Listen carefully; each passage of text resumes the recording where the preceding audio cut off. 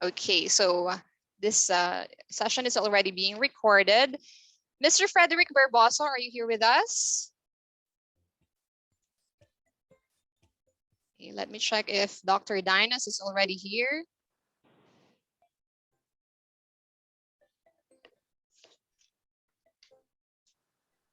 So I haven't heard yet from Mr. Frederick Barboso yet.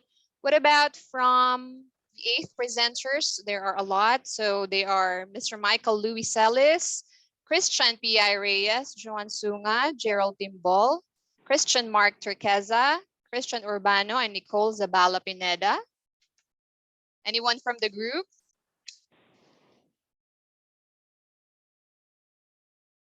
Okay, so let's just wait for them.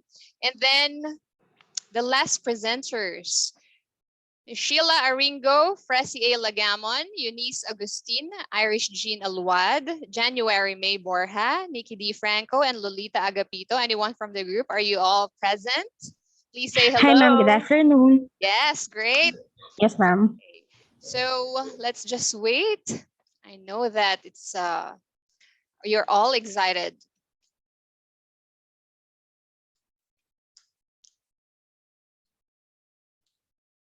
So let's wait for a few more minutes.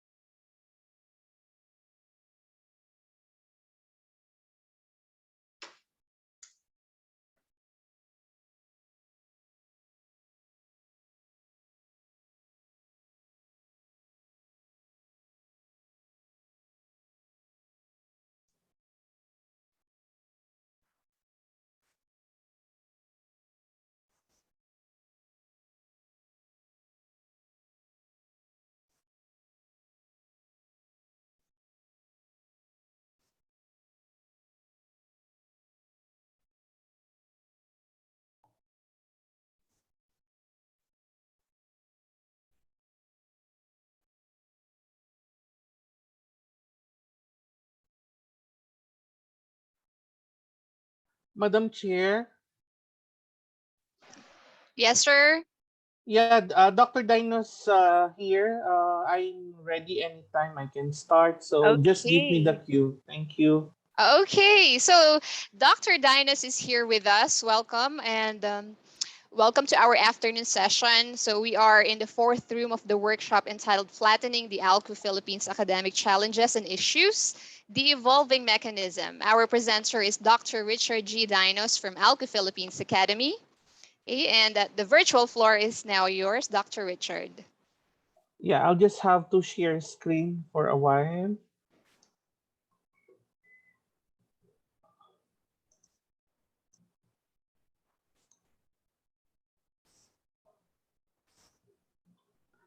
Can you see my presentation? Yes, sir, we can see it. Good afternoon to everyone. I am Dr. Richard G. Dinos, and I welcome you here in our session 4 room. Uh,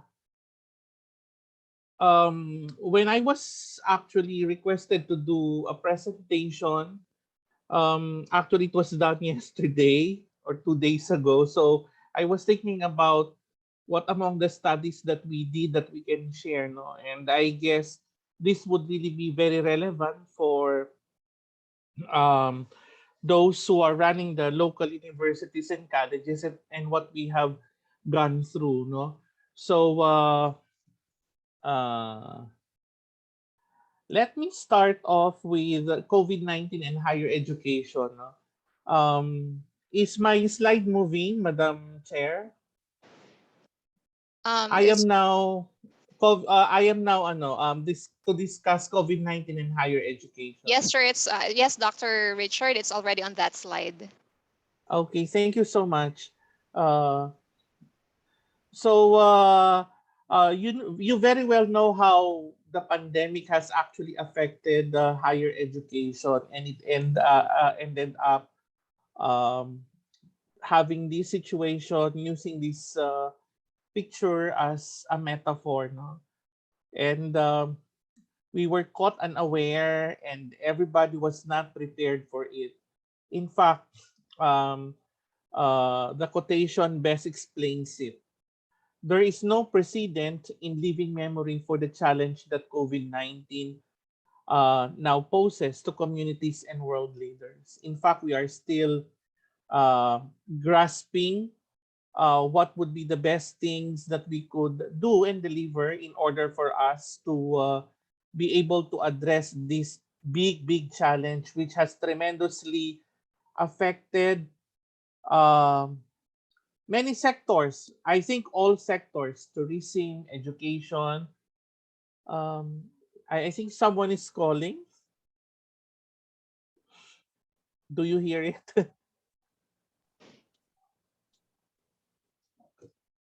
I don't think if it's coming from my end.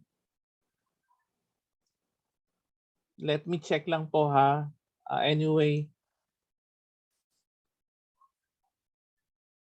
Anyway, so I need not to discuss all the things that took place for the last year in relation to pandemic. You know it very well. You are, and because we're still experiencing, you are a part of this circumstance. They say in bigger context, this is actually equated with World War III, no? But then again, we are so glad that the good Lord has given us the opportunity to not experience it painfully. We are still here. We're still surviving, and in higher education, we did our level best, most especially with that of the ALCU Philippines. So what did we do? No, in order for us to address the flattening of the curve, no? That's the title of my presentation: Flattening the ALCU Philippines Academic Challenges and Issues, with the highlight, of course, with that of the evolving mechanism. As early as January, ALCU Philippines has already called for ALCU Philippines. I am referring to the board, the executive board. ALCU Philippines has already called the local colleges and universities, and I think we were the first among the groups of higher education who really responded with that of the call of the time. No? In fact, if you're going to look at this slide, it's actually a testament of what's happening, no, in our needs in our society. If you're going to look at the left certificate, it's a certification where I attended the impact and implications of COVID-19 among LCUs, and the other one is transforming. Pwede ko ba ilak ito? Ayun. I just do not know if it will run the same way as it did a while ago. Anyway, the other one is transforming traditional learning to blended learning, classroom environment, LCU alternative mechanism to ECQ, no? And then managing people in LCU during COVID-19 crisis, plus of course what could be some sort of legislative agenda that could be aligned, no, since the organization felt that this will not just be for a couple of days, so it will be for quite some time, and uh, to date we have already actually reached over a year already, no. So and still we are being challenged with the new variants that are taking place in our midst. So this is the first step that we did. We were called for to discuss, and there are quite a number of forum, whether it's actually national. No? These four were national. In fact, there were five fora that were organized. And in the fora, we tried to look into what would be the impact to the local colleges and universities. So we also did some sort of response. How shall we take it with that of the local scene? So I was the president of ALCU then, Region 3, when we spearheaded the following programs for the presidents in Region 3. So we had Dr. Colocar, Dr. Semanya, and other speakers, yourself and the former president, together with other presidents who openly discuss what will be our course of action, and how shall we prepare the so-called local colleges and universities.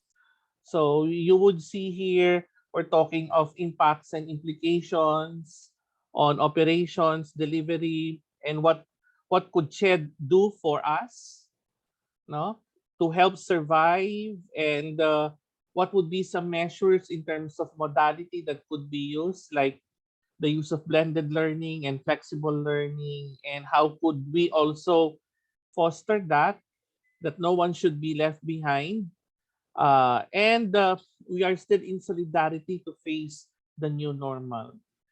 So the next question that was actually raised, which also proves the statement of the problem, was that what kind of modality are we going to embrace for LUCs? So that's the introduction of the blended learning program among local universities and colleges.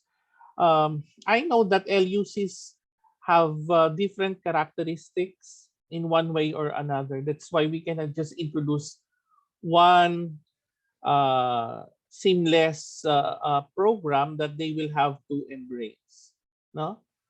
So, but prior to that, there was already a bold step done by the management of ALCU Philippines, no? Right even before the Commission on Higher Education already insisted that there will really be some sort of planning to be done by the higher education institutions. In fact, if I am not mistaken, we were even way ahead of the state universities and the private higher education institutions. So, product of the fora that was actually delivered was uh, the introduction of the advisory, no, on how will the said new normal be introduced. So there were some provisions on governance and administration, on curriculum and instruction, even research and community extension. I had the chance to listen with that of the presentation of our plenary speakers this morning. And yes, no, as a former president of ALCU R3, we never neglected even part of this, so yung research and community extension. We were so vigilant about the expectation in terms of the mandates of higher education. So research extension, student development, and of course, organizational interventions. Thus, the introduction of the transition planning. No, so ALCU initiated. In fact, I think CHED was able to get this as a good move, no, and it was instructed by the rest of the higher education institutions. That includes SUCs and LUCs to do some transition plan. Um, there is a generic or recommended planning, but again, the research question that we pose here is what would be the composition of the transition plan? What are the things that will be touched on, considering again the advisory that was given to us by ALCU, plus of course the advisory being given by the Commission on Higher Education, finding a synergy on both advisories. So just to give you an example, back when I was still the president of City College of Angeles, this was the transition plan that we submitted. And I am happy to report that during that time, uh, one of the first three who submitted their transition plans came from Region 3. That includes City College of San Fernando, City College of Angeles, and Mabalacat City College. And the rest followed. I think even the rest have submitted. I remember the ones that was submitted by Botolan Polytechnic College and the rest of the colleges. So the transition plan composed of the following sub areas that we touched on, no? Because as we did say, it will have to affect the mechanism that we will have to, if we are going to foster and we're going to compare with that of the old normal. So we identified what would be the rationale, why is it important to traverse to the new normal, and what were some of the transition activities, the work schedule of employees, guidelines on work schedule, and again, what is our work schedule, the guidelines and how do we do it, the skeleton work arrangement, work from home arrangement, precautionary measures prior to resumption of normal office operations, guidelines for staff upon return to school, academic guidelines for the first semester, implementation of flexible alternative learning modalities for transition, guidelines on face-to-face, because at the time, um, we were told that there will still be some sort of face-to-face until such time that we had already bad cases, and I think the government decides that it will have to be purely uh, alternative course. No, nobody will have to come and visit the school for face-to-face. And then synchronous modality for virtual or online, synchronous modality for face-to-face, asynchronous modality, which is intended for online and distance learning. So these were all our choices at that time. We also had some sort of how will we do the assessment for the student, because it's not the same thing as that of what we usually do for the old normal. So we drafted guidelines and some summary of the four modalities, schedule of assessment, how do we do it for the semester, what would be some sort of capability trainings and professional development programs that we are going to foster for teachers and faculty, teachers, faculty, staff, because we thought everything is new, no? New, it's a new workplace, it's a new space, it's new environment, everything that you could think of. And then organization of capability trainings, how do we do it? Together with, of course, the integration of ICT, and last but not the least, the disaster resilience program. So while we finalized and submitted this all throughout the year, this has been reviewed. There were some add-ons, there were some deletions that were actually done. So that's part of the said thrust given to us by the ALCU administration. So we then shifted to what would be ways on how we can foster the capacity building. So we introduced virtual events as a tool to address capacity building, because this is the only way that we could address it. As we said, we did say there is no provision for us to do any face-to-face modality. So the virtual event was introduced. While this is somehow new for quite a number, we tried to understand, we tried to look into how this will run. And so the birth of the webinar series. No? So the webinar series came along the way. We tried to get in touch with people who can better introduce what would be some sort of changes that will have to be done in the curriculum. So we got in touch with uh, uh, the Center for Teacher Education in the country to assist us. And so the curriculum was basically, again, one of those that uh, that was actually highlighted. No? So some sort of topics that were introduced were the delivery of the flexible learning, if it is wired or non-wired. So other term for this would be synchronous and asynchronous. How will this be delivered with the new course of learning environment? Plus, we also found out that there are some local universities and colleges who may not be capable of introducing um, the said synchronous and asynchronous modality, and the only choice that they have is to make use of the module that will have to be distributed later. No, the module writing was a part of the activity that was done for Region 3, again for synchronous and asynchronous. So we have already a lesson on the curriculum. How are we going to redraft the curriculum?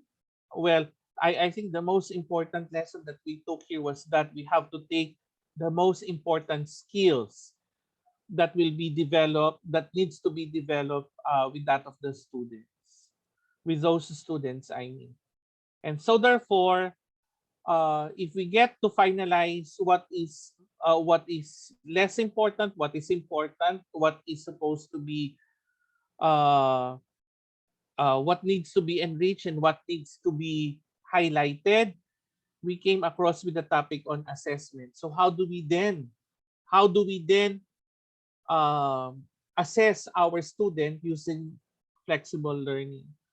So we also asked the help of PIMEA, which is, I think, an organization on measurement and education. So with the assistance of its president, past and new president, Dr. Balagtas, who's also a faculty member from Philippine Normal University, and Dr. Gonzalez, we were able to introduce how are we going to do it, should we embrace um, flexible learning.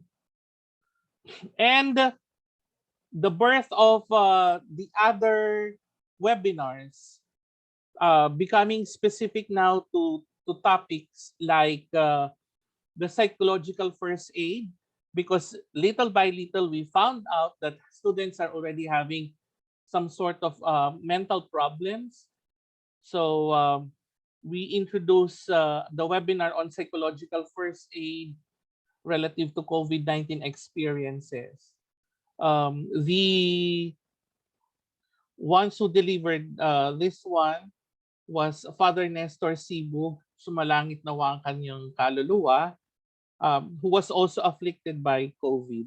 No? But he was able to give this webinar at the time. Plus, what could be done for the implementation of the physical education program in the new normal? Dr. Vergara and Dr. Tubera, who are both experts in the field of physical education, became our speakers. This is on regional aspect. And then we also had Dr. Piad, who introduced a webinar on open access technology, because we felt not everybody, not all LUCs could be capable of buying a system, no, that is so intended to be used solely uh, for blended learning. So we introduced open access technology, and what could be some tools, pedagogy, and assessment that could be applied as well.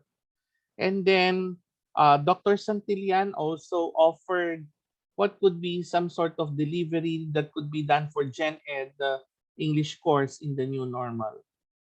And then we also tried to look into the support offices like the library. What could be the function of the library in the new normal, with Professor Kalilong as our speaker. And again, uh, we tried also to touch base on other Gen Ed subjects. How can this be taught? With special note on approaches, pedagogy, and assessment, having Dr. Yeban of Philippine Normal University to assist us.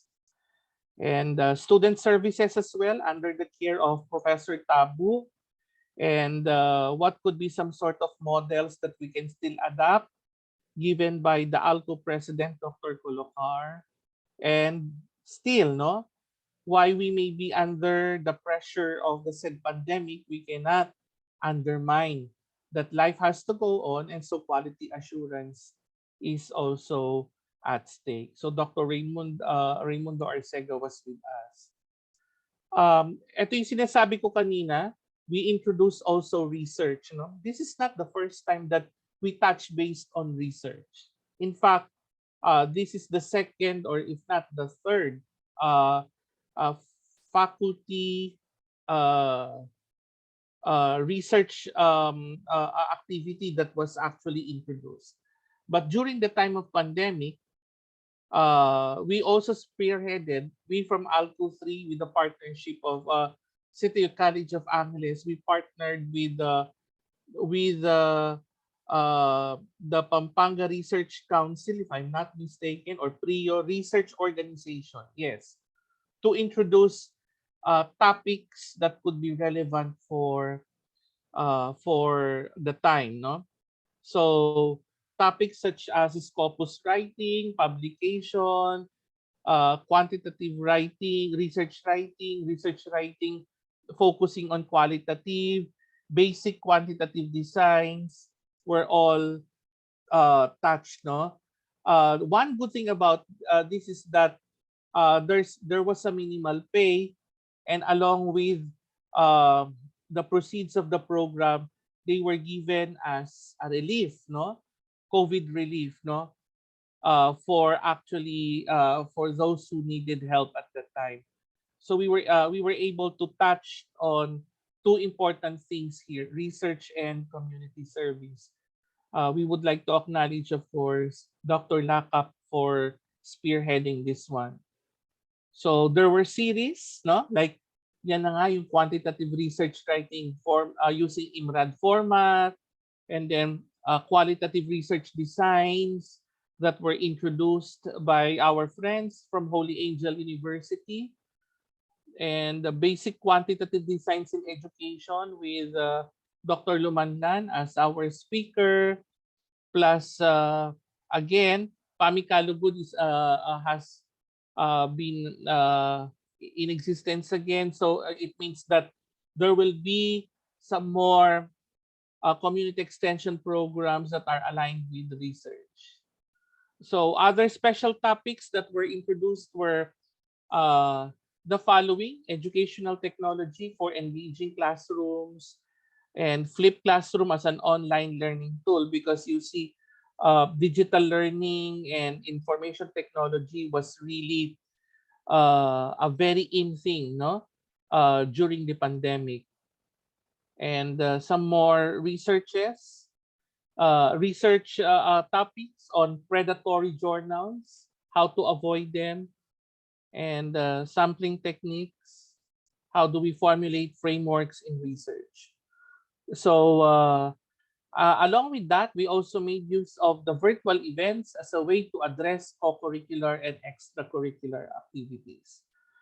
So when we celebrated the week, or the month of Philippine independence, we also made use and partnered with ALCU R3 to introduce topics relative to heritage and independence. So these were some. And these were now some current issues that were raised in relation to the existence of the pandemic, like how do we get to handle our mental health with, of course, the famous Dr. Tony Lechon as our speaker, and raising the ALCO IT curve. How can technology be our partner in bringing the said a new modality, no, for learning. Okay, some more on ito naman sa arts. This is still during the time of the pandemic. So because of this, it gave us also some sort of prioritization, no? Because we realized that there is really some sort of special character that is attached with the ALCU schools. Number one is that ALCU schools are being used as a facility for quarantine and isolation. So therefore, what could be some sort of things that can be done, partnered by the local government, uh, as well as the local colleges and universities. So foremost on human resource, how could they help the community in terms of addressing the issues on pandemic or pandemia? The second is the priority area for what modality could be adopted, which I introduced a while ago. No? And the third is the readiness of the IT infrastructure. So there were schools who responded initially. There were And we identified that there were like about 30 among 120 plus that were used as initial facilities for quarantine and isolation. And we were able to do some sort of uh, research in terms of what would best help, no, the delivery of the lesson amidst the fact that students are at home. So that's the birth of the research on asynchronous and online and synchronous online classes.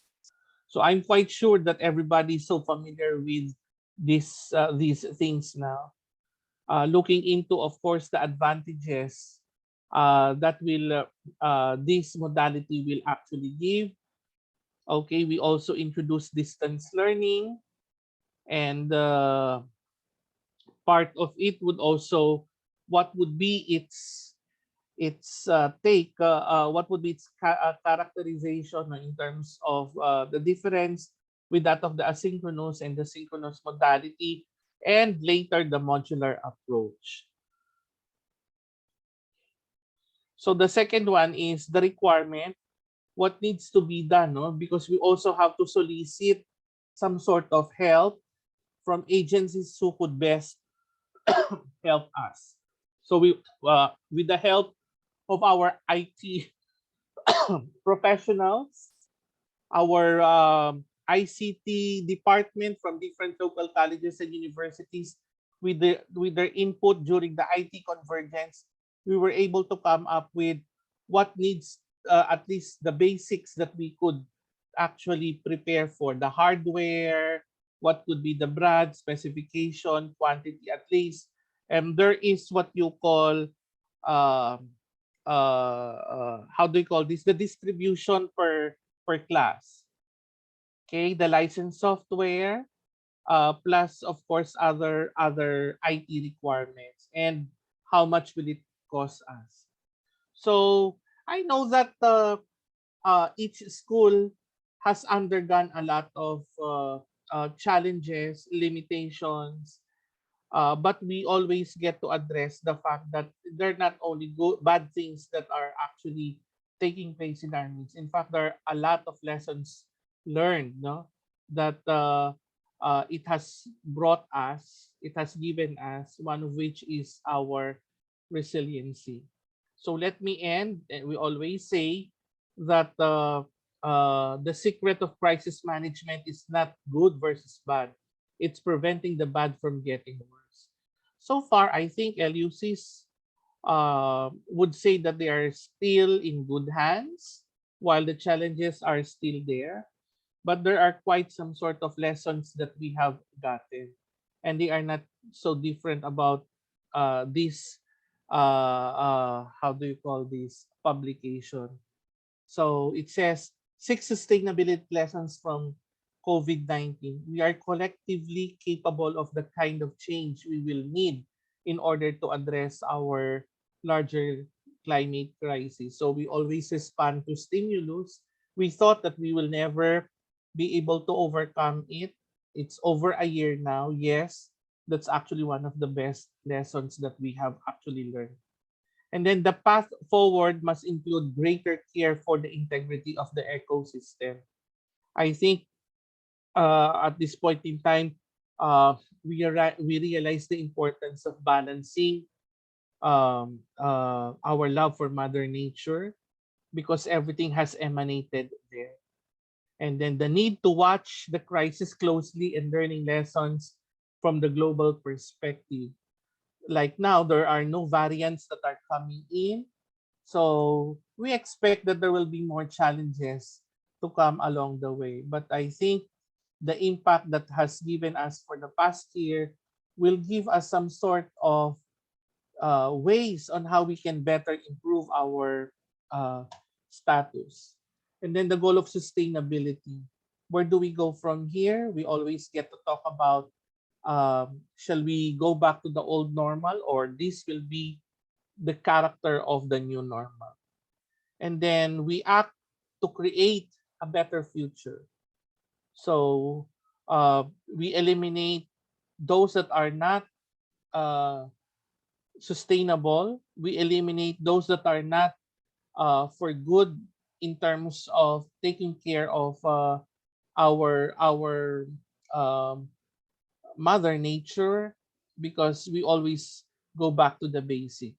And then the stillness of the time is an opportunity to reflect on our relationship with the world around us and learn valuable lessons. So this is the reason why I share this with this conference, because uh, to highlight that it was not an easy way, no, access for us to respond. There were quite a number of things that we did in order for us to overcome. As I did say in my introduction, we were never introduced about the said scenario.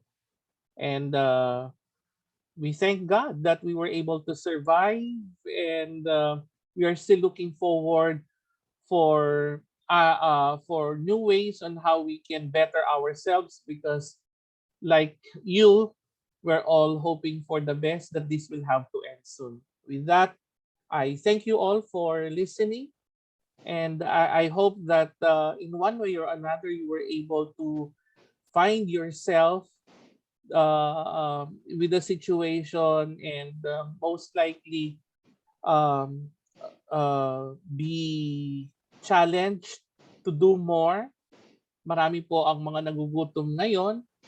Marami rin po ang nangangailangan ng ating tulong. So I think in unity, uh, we'll be able to recover, and with God's grace, all this will be possible. Thank you.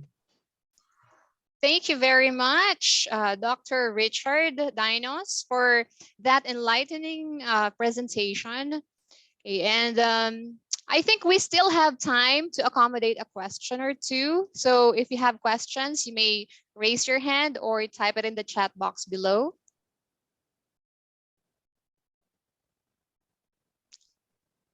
So let's give a moment for the participants to process their questions.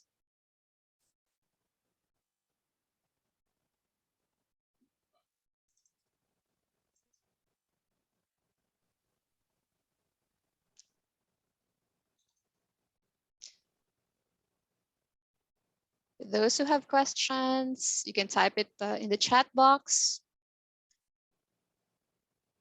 By the way, this is an enlightening explanation or presentation on how to flatten the curve of the Philippines' academic challenges, and for laying out the transition planning to assist in the new normal. And Dr. Richard was able to cover from the schools to the environment and the society as well. So it's really an extensive presentation.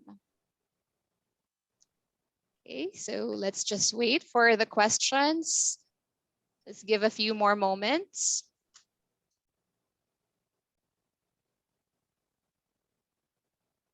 Can I stop share now? Yes, sir. Yeah, thank you. So that I could be seen, and All right. I am very glad to entertain questions. So I today, think there are a lot of faculty members who are with us this afternoon, and you would agree with us that ALCU did not fail us in terms of preparing ourselves, no, to face the challenges. And we are so glad that there is an organization who, or in one way or another, gives us a guidance, and with, of course, the support of the faculty. In fact, the territory that we have gotten into is not familiar, but now more or less we are more confident, no? Because of the plans that were introduced by the different colleges and universities in among LUs.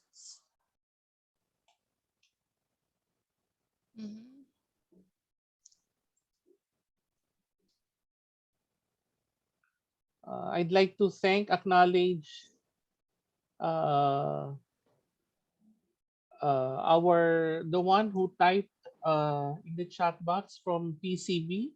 Thank you for the webinars. It's actually uh, our way, no, to contribute for the community. That's why we were sharing, because we felt we really have to do it, no, so that everybody will be prepared. Thank you, then. That's right, po. Okay. So Okay. let me just check the chat box. There are no other questions, but they are just thanking. So in behalf of Baliwag Polytechnic College, we do appreciate your presentation, Dr. Richard. And for that, let us express our gratitude by awarding you this certificate. Let me just share it.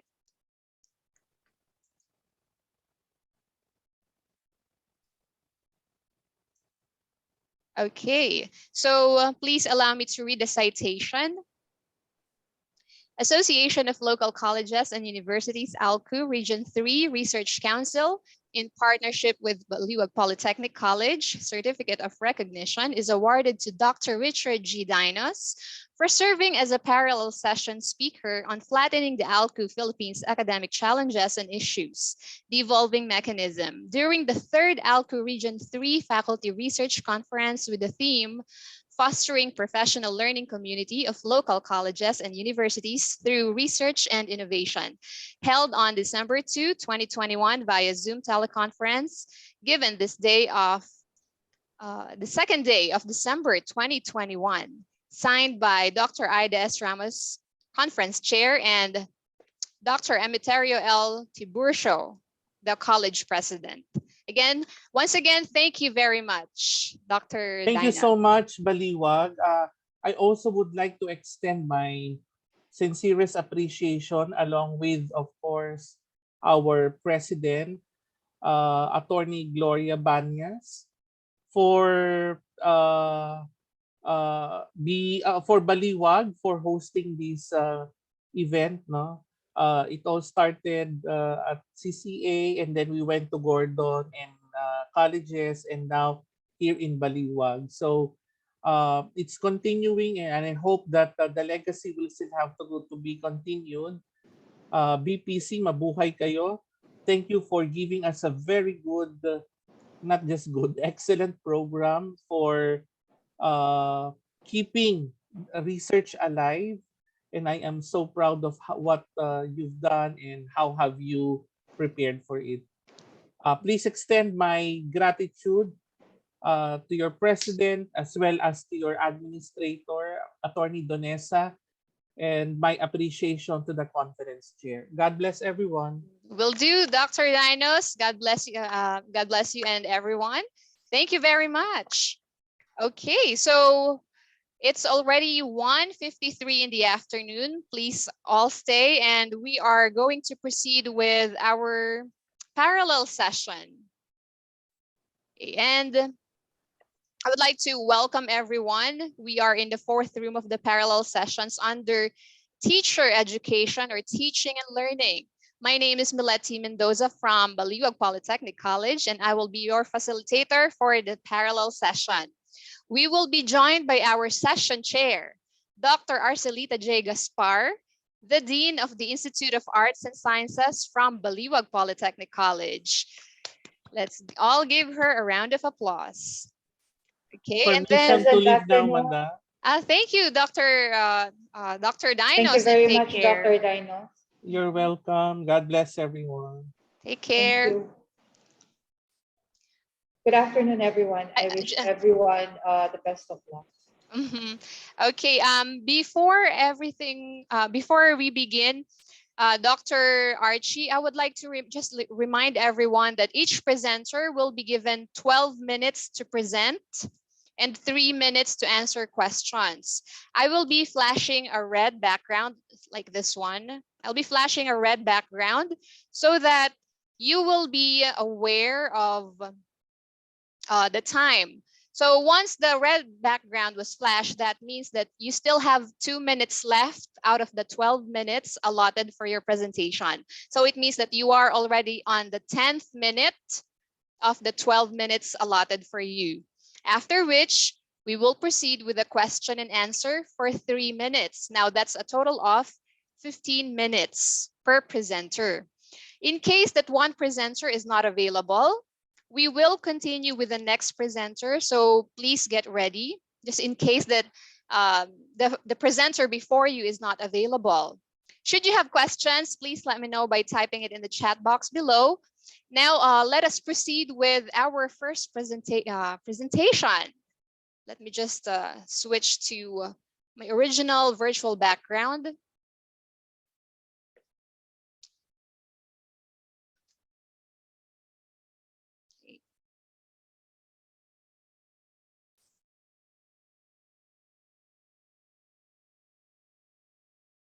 So the first presenter is, or the first presentation is about learning delivery modality in the new normal, development of a module in biological science at Bulacan Polytechnic College.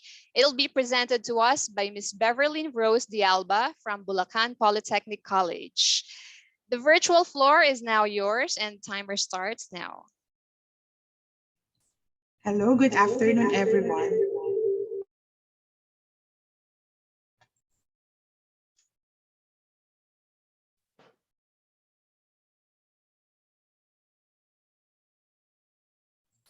Okay, so let me share my screen. Can you hear me now? Yes, Hello, we can ma'am. hear you loud Okay. and clear.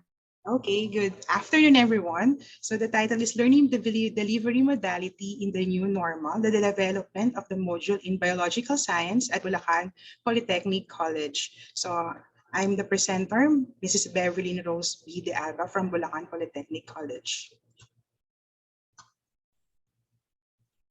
The rationale of this study is the COVID-19 pandemic had challenged different institutions for the continuance of education. So one of the modality that could facilitate learning is modular approach. So the challenge here now is the development or to develop a learning material which is cost efficient in acquiring learning and convenient for both the student and the science instructor.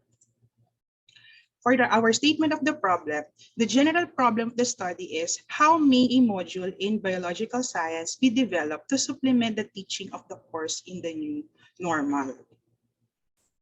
Specifically, the research sought answer to the following questions. Number one, what are the major components of the module? And number two, how may expert validate the module on its acceptability with regards to functionality, accessibility, technical aspects, social presence, teaching presence, and of course, cognitive presence?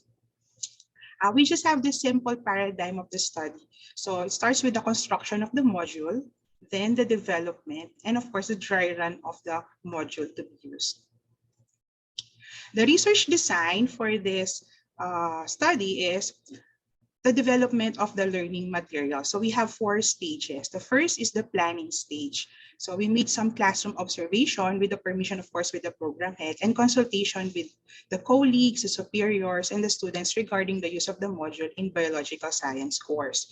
After the approval, module development is being conceptualized. Number 2, the data stage.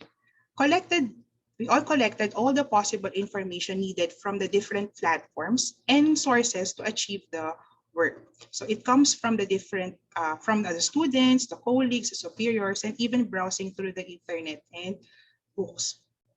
The third stage is the analysis stage. So data collected were analyzed, then plan the output through defining the goals and objectives and specifying the problem raised, and of course the user's expectation, and of course the criteria for their success. And then the fourth stage is the developmental stage or the development stage. Application of all the actions and activities for the finishing of the project. Inside the module, the module material itself, it contains the list of modules or the chapters and topics to be included.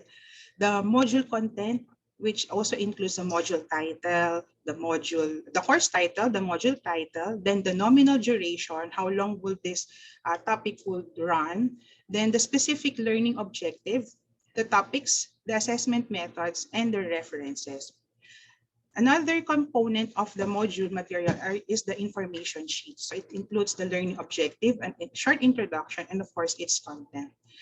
There's also an attachment of the assessment and of course the answer key. And we also include some performance tasks for different activities and some laboratory experiments. If the face-to-face will be limited face-to-face will be permitted.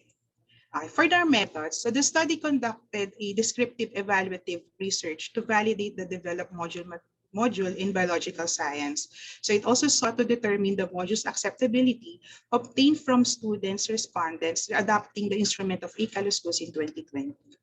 The respondents of this study were the 90 randomly selected third-year BSOM or Bachelor of Science Office Management student who used the module. So we also used the Likert scale for acceptability was for validating the developed module along with the following criteria: the functionality, accessibility, technical aspect, social presence, teaching presence, and cognitive presence. As a result, among the different components or indicators for the objective, both are acceptable. While in the contents, the topics are well stated is highly acceptable and the rest are all acceptable. For the organization of materials and design, all the components are also acceptable. While the technical organization, in the part the module provided timely and helpful information and guidance at the start of the module is highly acceptable according to the respondents. And the same with the teaching of the module helped me to learn. So it's also highly acceptable. In totality, the end user are all satisfied or highly acceptable for the module presented. As a result, this is the indicator for every aspect no, sa objective, contents, organization, and technical organization. Among the indicators, the technical organization have the highly acceptable interpretation in terms of their acceptability level. In our findings, so first, they recognize that the idea and concept presented in the module are easy to understand. Number two, the expected learning competency are in the module, and which is so good. Okay. Number three, they declared that the module has provision for self-assessment and asynchronous activity in each lesson. Number four, the test items cover the competencies needed. And number five, the results showed highly convenient and acceptable for students in using this module. Hence, the module was effective in facilitating the learning process in biological science course. For our conclusion, based on the findings, the developed biological science module in the new normal is highly convenient and dependable in its functionality, accessibility, and technical aspect. It was also highly acceptable in terms of social presence, teaching presence, and cognitive presence. The development of biological science module in the new normal is a highly effective pedagogical tool for faculty members and students. For our implication or some applications, so the study definitively addresses the concern of the parents and students regarding the instructional materials used in distance learning. And the module was effective in facilitating the learning process in the biological science course. Further, of course, further studies are needed to validate other learning modules to improve the quality of instructional materials in every course. And we have here some references for the research. So thank you so much. Thank you for listening, everyone. Thank you, ma'am, sirs.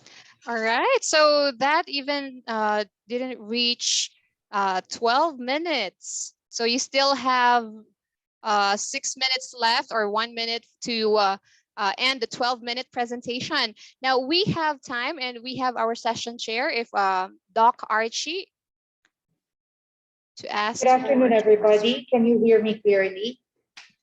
Do I need to hold my microphone near my mouth? We can hear you loud and clear, Doc Archie. All right. Okay. I hope that I could address you properly. You are Miss Beverly Rose de Alba. Yes, ma'am. How are you doing? I'm fine, ma'am. I would just like to reiterate the respondents of your study. Who are they? The students are students of BPC taking up Bachelor of Science in Office Management. Mhm. Okay. Within a module, assessment criteria are used to evaluate the level of attainment of the students who are using them, right? Against the learning outcomes, we Yes, go to ma'am. the achievement of how they understood and used the module. Is that Yes, correct? ma'am. Yes, ma'am. Was that part of the threshold standard that you did for your study? Yes, ma'am. So how was it? At first, it's quite difficult to align the different objectives with the different Precisely. assessment, ma'am. But Okay. we see to it that it will be very accessible for all our students since we are in the pandemic. It's Mhm. quite challenging to give activities to them, Mhm. especially this time. But with my students, they are also excited to do the normal things that we do in the classroom, like the Mhm. laboratory activities. But I see to it that they will also experience it even they are at home. Mhm. So the accessibility and appropriateness were sufficiently given for your students. Is that Yes, right? ma'am. Yes, ma'am. Okay. I'm now giving chances to our to your fellow presenters and those who are in the audience. If you have any other questions for the presenter, the virtual floor is yours. Going back to Miss Mendoza. Yeah, we still have 4 minutes and 27 seconds left for the question and answer portion.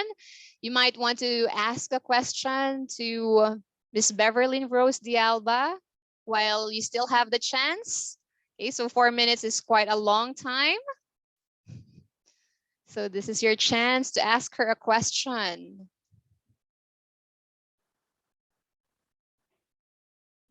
So let's wait for the participants to process.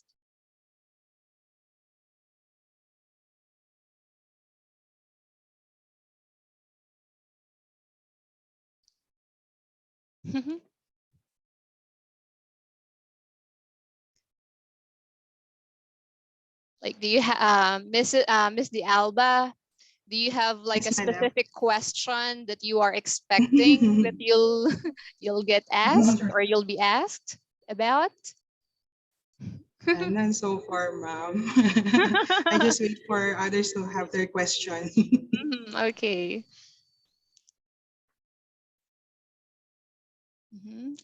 So let's wait.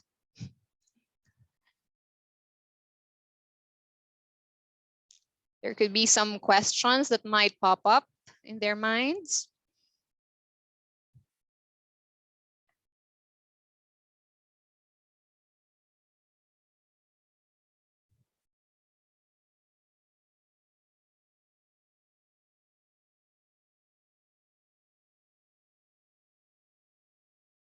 You can type it in the chat box. Don't feel shy.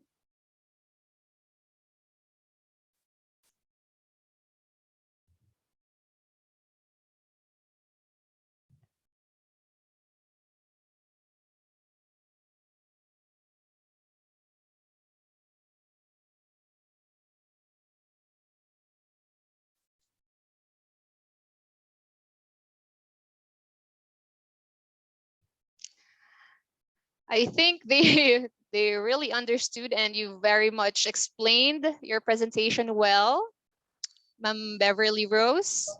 Thank you so much, ma'am. Okay, so 1 more minute.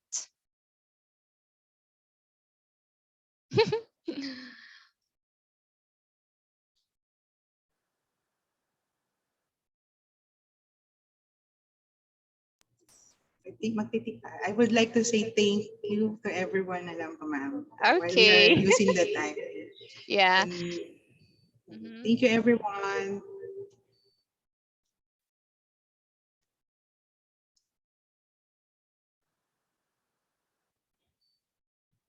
Okay, so no one is asking the question. So once again, thank you very much, Miss Beverly Rose de Alba. I think nobody's going to ask a question anymore. So we are now going to proceed with our next presenter. Okay, so the second presentation, I hope that you're all ready. The second presentation is about elementary school science teachers' experiences on the design features of lesson study. It's going to be presented to us by Miss Melanie Junio from City College of San Fernando, Pampanga. Okay, let me just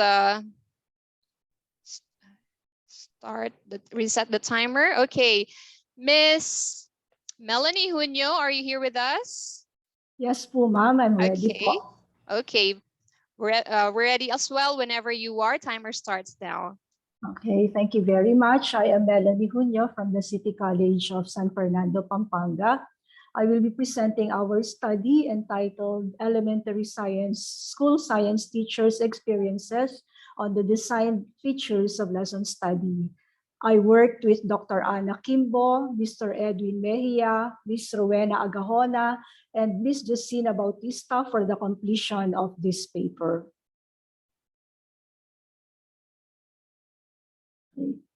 The study is contextualized on Republic Act 10533, which was geared toward enhancing the basic education curriculum and increasing the number of years for its offering. The RA paved the way for a new science curriculum quite different from the previous versions. Ires and Han assert that adapting to a large-scale educational reform is challenging for teachers who are ingrained with the paradigms of the old approach. However, Lewis and Takahashi note that in Japan, the practice of lesson study has been used to facilitate the implementation of major curriculum change. Lesson study is a process the Japanese teachers engage in to continually improve the quality of the experiences they provide for their teachers. It is a structured approach to studying, developing, and improving lessons, and a cycle of inquiry about student learning conducted for the purpose of teaching, learning, and instructional improvement. It involves activities that teachers do collaboratively in the group known as observable features. This includes considering long-term goals for student learning and development, studying existing curricula and standards, plan and conduct research lesson, collect data during research lesson, present and discuss data from research lesson, draw out implications for future instructions. In essence, lesson study groups are professional learning communities. Lesson study has influenced Japanese teachers' science classroom practices for more than 150 years. The Philippines had its first experience of lesson study in 2003 and yielded positive effect on the participating teachers' knowledge of content and pedagogy. The Lesson Study Philippines website lists 19 collaborating schools as of 2013.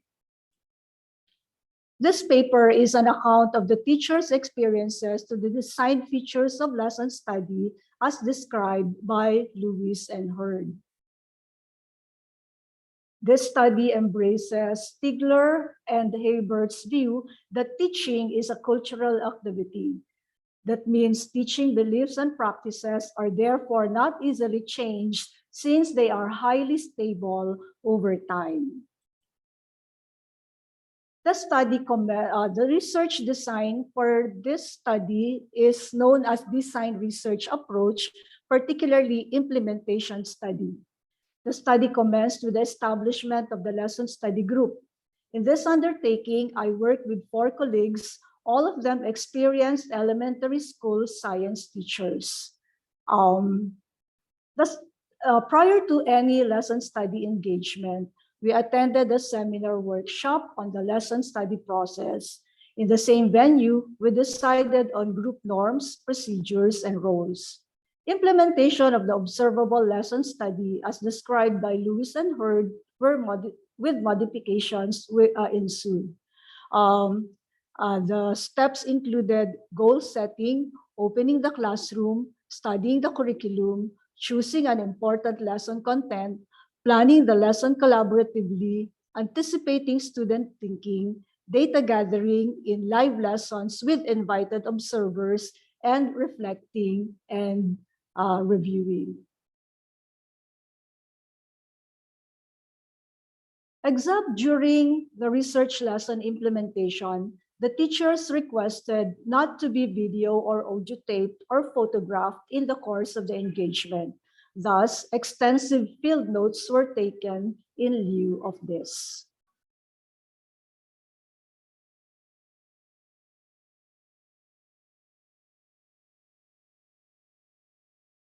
So basically, the output of the activity was a research lesson. Some pages are shown in the next two slides, which include the outputs of our goal setting, of our curriculum study, of choosing the topic for the unit, and the lesson plan itself. I will not discuss the details of this research lesson because this is presented in another paper. I will just focus on the challenges experienced by the teachers as we proceed with the design features of lesson study. So there were 4 aspects of this design features which were challenging for the teachers: opening the classroom, studying the curriculum, planning the lesson collaboratively, and anticipating student thinking. The teachers were apprehensive when they opened their classroom for visits. One of them admitted that they felt nervous when they are being observed. Consequently, they exert extra effort in preparing their lesson to ensure that they do not commit a lot of mistakes during delivery. According to Lewis, opening the classroom in order for other educators to gather information about student learning and development as they transpire is one of the most essential features of lesson study. In the Philippines, however, the presence of others in a teacher's classroom has been associated with assessing teaching effectiveness and rarely with student experiences.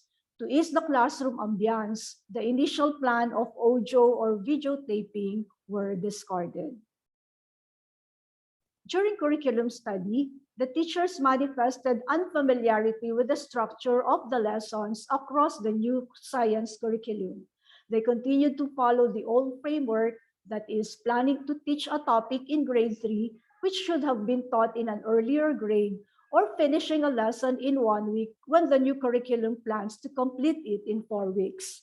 Likewise, due to pressures from parents, they also plan lessons based on the required textbook. So they include concepts in their lessons which are to be covered in the higher grades based on the new curriculum. Engaging in lesson study necessitated the teachers to examine at least the matter strand of the new curriculum where their topic for the research lesson was taken. Thus, they were able to plan the inclusions in the lesson and the duration of its implementation according to standard. Lian Ling and Lewis declared that one of the factors that will affect the success of a curriculum is the ability of teachers to bring its standards to life in the classroom. Therefore, deep understanding of the framework is necessary if teachers are to contribute to the realization of its intents. Collaborative lesson planning in the context of lesson study is far from the teacher's experiences because they prepare lessons individually. Their concept of collaboration involves soliciting and giving suggestions in an informal setting, in corridors when they bump into each other, or while sharing breaks. Their insights shared may or may not be considered by the teacher. Many of the teachers' practices were revealed during collaborative lesson planning in the tradition of lesson study. First, there was a monopoly of discussion by the academic chair, an authority, because the teachers were too timid to voice out their ideas. Second, they were unwilling to give remarks on a lesson plan prepared by one of them because they are shy to comment on the work of a colleague as it might embarrass him or her. How did we deal with this? On the issue of authority and timidity, we'll relax the atmosphere by adopting a kwentuhan style of sharing. To deal with the shyness and embarrassment aspects, the group decided to develop a lesson from scratch where they did all parts together. In writing detailed lessons, the teachers include only the positive or correct responses to given tasks. Lesson study, however, required us to anticipate student thinking and plan how every possible response will be addressed. Initially, the teachers did not appreciate the value of this stage of the engagement. They felt it was too demanding to predict learners' answers or behavior on all tasks. Realizing that teachers lose the opportunity to correct misconceptions or discover their sources because we failed to plan our actions or reactions, convinced the teachers to proceed with this arduous exercise. Despite these challenges, the teachers who implemented the research lesson exuded confidence even in the presence of invited observers. Their ownership of the lesson was strongly felt. The chair affirmed lesson study to be a very good method to upgrade the lesson with the help of other teachers, but really time-consuming. They recommended the institutionalization of lesson study to maximize its benefits. The study has shown that the gains of lesson study are best achieved when the engagement takes into consideration the existing practices of the members.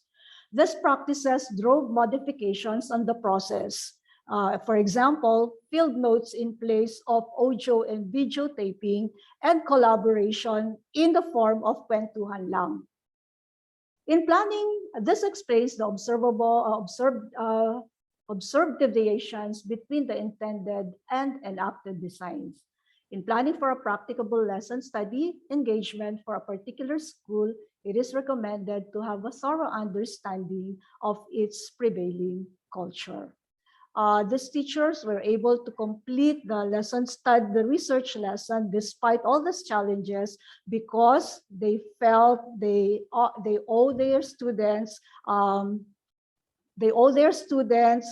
best lesson that they can give for the love of their learners and for the passion to learn new things. We were able to complete at least one research lesson. So these are some of the references for the study. And thank you very much for listening. Thank you, City College, the University of the Assumption, UP Open University, and DOST Science Education Institute. Thank you very much. You're welcome, Ma'am Melanie Junio. Okay. So thank you very much for that presentation. Doc Archie, do you have questions for Ma'am Melanie Junio? Dr. Junio, good afternoon. Good afternoon po.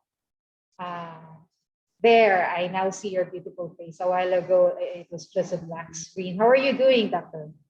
I'm fine po. Thank you very much for asking. I'm just curious, what made you choose such topic to study on? When I started attending presentations of invited Japanese speakers at UP NISMED, I was amazed at how they are able to conduct lessons, even to our students, in such a very short time that they had interaction with the students. They were able to give the students a chance to show what they can learn from the short discussion these Japanese mentors have given them. So when they explained to the participants how they do this, they said they are doing a lot of lesson study in Japan. They think a lot of how they can cultivate critical thinking among the learners. And they do this collaboratively. They want to do lessons at the level of the learner's thinking. So what they can really do is something like the same lesson taught differently from grade 1 to grade 6. It's really a thing you call spiral learning. Spiral learning. And I was amazed at that. And we tried it in school. And that's it. And even the teachers were amazed at the type of research lesson they were able to come up after a very arduous activity. Ayaw na po nga sana nila, but then when they were seeing their development, the progress of the lesson as we go through. Tinapos din po namin yung aming research lesson, and they were happy with it, really happy with it. Thank you very much, Dr. Junio. It's very good, and it's a nice feeling also, motivational for other teachers out there to do such things. God bless you. Is there anybody else in this session who would like to ask question to Dr. Junio? If there is none, I'm returning the virtual floor to Ms. Mendoza. Thank you. Thank you very much, Dr. Junio and Doc Archie. So we are now going to proceed with our third presenters. Okay, so the third presentation is about virtual physical education, teachers' experience, and perspective of online teaching. It's going to be presented to us by Mr. Eric C. Santiago, Jeffrey D.S. Santos, Errol T. Reyes, and Genesis D.C. Gutierrez from Bulacan Polytechnic College. And the timer starts now. Good afternoon. Good Good afternoon. day, everyone. I'm Eric Santiago from Bulacan Polytechnic College. Allow me to present to you my study entitled Virtual Physical Education's Teachers' Experience in the Perspective of Online Teaching. Trends in 21st century education has shifted rapidly in the directions, with the now common provisions of online courses option for students. Students can supplement their traditions, bricks and mortar classes with online courses as needed basis. Students can accelerate, remediate, or enroll courses not available in the traditional classroom settings, says Ferdi and Cabano in 2010. The study was to describe selected PE teachers' experiences in and perspective on online PE teachings and provide insight into the daily instructional practices of Bulacan Polytechnic College on PE teachers. The purpose of the research was to shed light on the phenomenon online physical education teaching through these cases and further dialogue with the research field about the potential effectiveness and challenges of online teaching.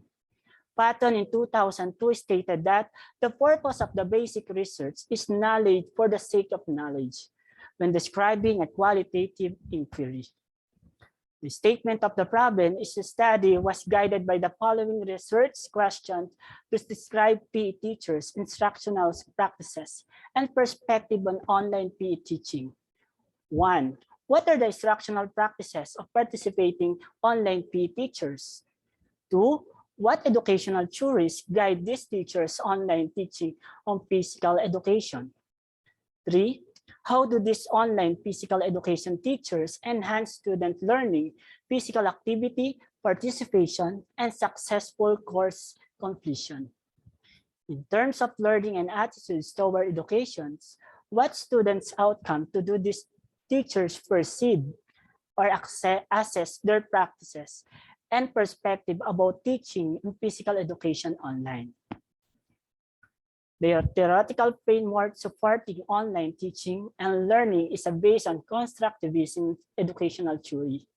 According to the Creswells in 2007, learners are unique individuals who come to the learning environment with their background knowledge. And a cultural inputs, students must be motivated to seek knowledge and responsible for their learning. Murphy in 1997, in this study, state that instructor is not only person in parts of knowledge. Instead, they are facilitator and guide while learning new materials. Constructivist theory support the notions that the teacher is a guide rather than the direct provider of knowledge, says Sareto and Ennis in 2003. Students have one-on-one access to their teachers in their virtual setting whenever they need additional instruction while working to make a relevance of the content. Students communicate online through discussion board and collaborative assignments in both synchronous and asynchronous setting. According to D. Allen in 2014, using constructivist theory, students are taught how to construct knowledge, collaborate with others, and generate multiple perspectives on a problem. The learners will have some prior knowledge and experience. With this knowledge and experience, they will start testing hypotheses and building their own set of content to solve a specific set of problems posed by the instructor. Learning takes place in team-based or collaborative environments. The instructors serve as the catalyst and coach and program manager. The study utilized as case studies research design. Case study focused on the contemporary phenomenon in a real-life setting. It answered the why and how question presented. The case study is appropriate research strategy, says Yin in 2003. The phenomenon to be investigated is online physical education teaching, and the cases are 6 online PE teachers. Teachers were able to describe their instructional practices and experiences and explain their perspective on the phenomenon of teaching of physical education virtually. Why online physical education is offered to students, how it's accomplished. Qualitative case study research is holistic, which is one of the goals of identifying relationship with a social context, system, or subculture. The study included 6 participants who had a first-hand experience with the new normal virtual physical education. The collected data was recorded, transcribed, and validated to extract first-hand experience with virtual materials educational instruction. In phenomenological research design, they use the collaging method of data analysis. It is purely academic. There is no risk to study because the participants signed informed consent. They have the option to withdraw for the study at any time. The study follows ethical considerations and helps shape protocol. As the result of the study in describing the phenomenon of online physical education instruction, the information gathered from 6 virtual PE teachers at Bulacan Polytechnic College revealed how to teach PE online. The 4 teams were stated and presented as follows. Similar pathways to online physical education teaching, individualized instruction provided to students, teachers guided student choice, and teachers facilitated student success. Team 1, the similar pathways to online PE teaching. Each of the students, each of the study, 6 teachers participants earn a behavioral bachelor degree in a field related to physical education and health education. The path that the teachers typically takes to land an online work from home teaching position was not initially considered significant by the researcher. Still, after seeing the data gathered to the interview sessions, it seems worth addressing, although briefly. It's appropriate to include these backgrounds informations about the participants' path to online teaching at the beginning of the data analysis and summary. While all 6 participants had previously been a traditional classroom physical education setting, they all agreed the current online teaching and learning options were intriguing in terms of their path to teaching and facilitating a course online. They responded positively to the request that it was interesting to teach from anywhere, not just physical fitness, even while doing outdoor education, arnis, and badminton, as long as they had access to the course online. PE teachers continue to enjoy the flexibility of online teaching. Each of the teachers stated that one of the primary reasons for pursuing a teaching job in the physical education was the desire to teach remotely. According to the study participants, being able to work from home was ideal. Working from home was significant benefits for 4 of the 6 participants due to the commitment to being at home while caring from their families. Team 2, individualized instruction provided to students. These 6 online physical education teachers' daily instructional practices were student-centered with almost exclusively individualized instruction. Individualized instructions is one of the significant advantages of the online teaching and learning environment for K-12 teachers and students, says Cabana and Bolameyer, 2007. Teachers today are expected to address individual needs classroom regardless of context of or topic. Teachers may not have the means or time to focus on sufficient individual instruction, but the online PE class indeed allow that for that. Due to the nature of the class setting, the teachers in an online PE class use one-on-one instructions in the primary means of communication for each student. Teacher occasionally provide a group instructional session via the BPC, Bulacan Polytechnic e-learning or LMS, and primarily communicate with students online. Participants in the study describe how the online courses they teach are designed to meet the learning styles of their students and to provide individual instructions to students through non-traditional communication and instructional methods. One teacher participant shared a story about students who called the extra help from their word course assignment. We did not understand something. The student felt more confident about completing the project after the call. Students simply required clarification. He explained and then see the task manageable. Each participant shares examples on how to provide personal education and feedbacks online. The teachers guided teams, student guided student choice. According to 6 teachers, students have identified a variety of advantages to taking a physical education course online. The ability to check the variety of components, the primary advantage. And lastly, Team 4 is team facilitated student success. Students complete their online peer requirements. They have all prior experience attempting to influence student health and traditional PE education setting. Still, they have agreed that the content available to the students in online physical education courses is full of helpful information about best practices for fitness and nutrition, as well as overall wellness issue. Okay, according to the study, participants' online PE courses provide information and greater emphasis in health-related.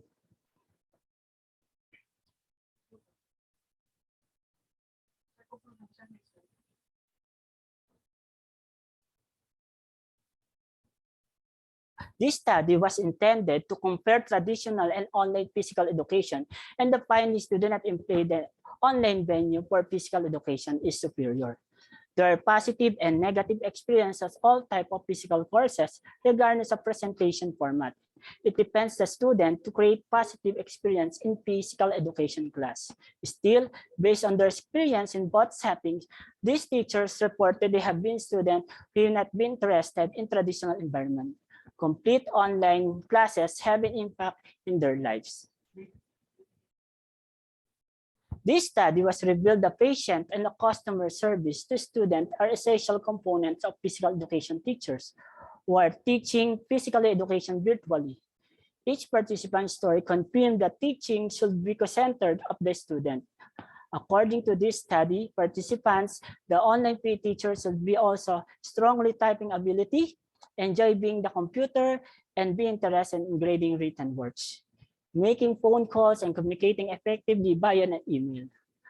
According to the national standard, a successful online PE teachers must be proficient in computer skills and technology from ENOCOL of 2010. The end of this presentation, let us reminded with the quote from the unknown: the distance between learners and teachers have been never closer than it's now. That's all, and thank you for listening. Good afternoon, Sir Eric. Santiago, can you hear me clearly? Yes, ma'am. Hi. This is a very good point. It's actually one of the things that we would like to, explore. Physical education, which will be virtually or is virtually conducted online. I just missed your major problem. You stated the problems, but I missed the overarching problem. May I know your overarching problem?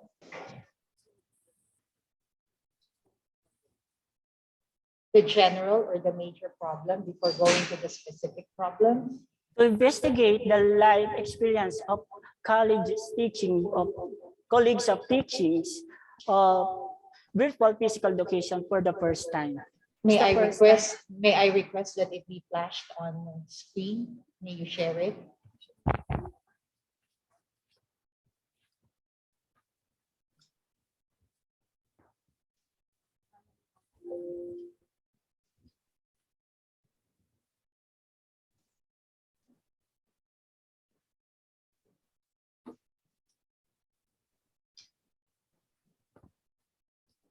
The study was guided by the following research questions to describe PE teachers' instructional practices and perspectives on online PE teaching. And then you went to the specifics 1 to 4.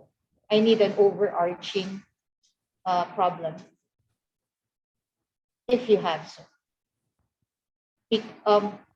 The type of research that you have conducted would fall under. Okay. The problem is to investigate the life of experiences of my colleagues teachings in virtual physical education for the first time. Okay. I understand, but it was not included in the presentation. You don't have a slide for that.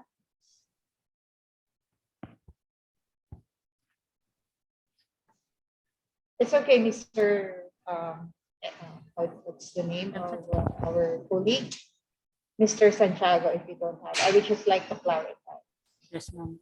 Okay, that's fine with me. Before I give the chance to others, I would like to reiterate on the type of research that you have done, since this is a case study.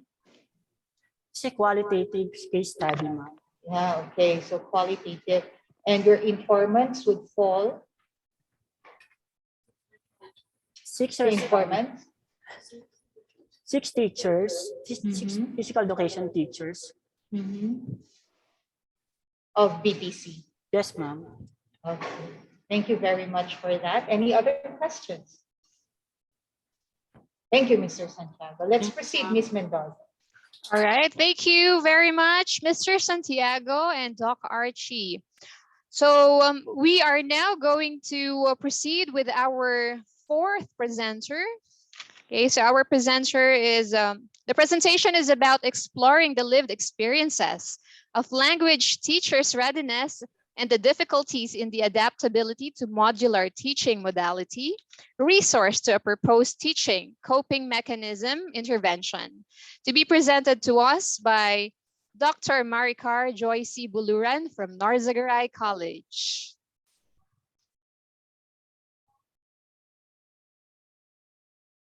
Good afternoon, everyone. Can you hear me po? Yes po. All right, so good afternoon once again. So I am Dr. Maricar Joyce Buluran from Norzagaray College, and I'm going to present my research study entitled Exploring the Lived Experiences of Language Teachers, Readiness and Difficulties in Adaptability to Modular Teaching Modality, resource to a proposed teaching coping mechanism intervention. For the rationale, the COVID-19 pandemic had a significant impact on the educational systems around the world. This crisis put colleges and universities into the dilemma of whether to forego opening of classes. However, educational institutions were committed to ensure educational continuity, but the health and safety of students and the entire school community were always prioritized. And that modular distance learning was one of the modalities used by most institutions, particularly those located in places where students had internet connectivity issue. Primarily, this study was conducted during the times that most schools adopted modular teaching modality in order to ensure learning continuity, since we are challenged by the COVID-19 pandemic way back then. For nearly 2 decades, online and blended learning have been a feature of higher education instruction. It was cited by Syme and Thurman in 2019. While these techniques of teaching and learning have long been present in universities, their actual implementation and adoption have been inconsistent. Not until the time that modular teaching modality or the self-directed learning for the students was adopted by most schools because of this pandemic. So for the statement of the problem, generally, it is about to explore, or it aims to explore the lived experiences of language teachers when it comes to their adaptability, their readiness, the difficulties, their experiences in embracing this modular teaching modality as a new normal, part of this new normal. But specifically, it sought answers to the following questions. Number one, how may the lived experiences of teachers affect modular teaching in terms of lesson preparation, lesson presentation, assessment, teachers training, and teacher skills using the modular modality? Second, what are the differences in teaching strategies employed using the face-to-face or the traditional instruction and the new learning modality or the modular distance learning? Third, what are the best teaching practices in modular teaching as experienced by teachers in HEI? And four, what teaching coping mechanism interventions can be proposed based on the results of the study? For the research design, this study was qualitative in nature and used the descriptive phenomenological method to describe and determine the teacher's readiness and difficulties in adaptability to modular teaching. The study was limited to a very specific population of language teachers that are engaged in using modular teaching. So the researcher also followed the colysis method of analysis in transcribing the data from the conduct of the interview, transcribing the data, getting the significant statements, and to get the fundamental structure of the statements or the themes that arouse from the key informants of the study. Until the last step of this colysis method is returning back to the transcribed information to the key informants to validate further the transcribed data or the themes that aroused from the interview. And then the researcher also scheduled focus group discussions with the participants for the elaboration of the discussion of the study. The participants were interviewed using the Google Meet. A semi-structured interview guide was used to keep the interaction focused while allowing individual perspective and experiences to emerge. And then lastly, the responses were coded using the CareCast software. So the key informants were coded and the themes were obtained based on the problem and objectives of the study. So for the results, here are the themes that emerged from the different SOPs and the interview questions given to the key informants. Number one, in terms of the lesson preparations, these were the themes that aroused. Number one is curriculum planning and designing, wherein we have, as a teacher, we have to target the areas that we need to focus, or we have to give priority to the second one, which is the competency-based instruction. So we have to consider the lessons that are based on the learner's competencies needed. So number three, for this lesson preparation, the utilization of online resources really needed also in preparing the material or the module itself, because though it is a printed module, sometimes incorporation of online resources like video links can be needed. Then the restriction and limitation, because modular has a limitation when it comes to human connection because it is merely printed. And then last is the challenges and the stressors experienced by the teacher. It was quite challenging, and that it create health related issues among the teachers who are preparing the module. Then the lived experiences of language teacher in terms of lesson presentation. So two themes aroused. So these are redesigning the pedagogy and the curriculum planning and designing, that it was given emphasis by the informants that it has to be careful and thorough, or we have to have and a strategy on how you will design lessons based from the curriculum and the needed competencies of the students. Next is in terms of the assessment strategies. Of course, you have to redesign also the student assessment strategies. So these are the key statement that aroused. So the teachers redesign strategies to assess students' performance. Assessments are purely based on printed outputs, either summative or formative. And then sometimes giving feedback is limited or sometimes absent. So according to one of the key informants, giving feedback sometimes limited, or sometimes they cannot give feedback to students because they are really bombarded with different things, like when they are preparing the module, designing it properly, printing it. So with the assessment, with the result of the assessment, sometimes they are lacking it. Next, teachers training in terms of modular distance learning. Of course, we have the orientation, training for material designing, since this is modular printed material, and then webinar training pertaining to how teachers can craft a module. Then teacher skills in modular distance learning. So of course, the adaptation to this new normal, the use of technology, which is also very important.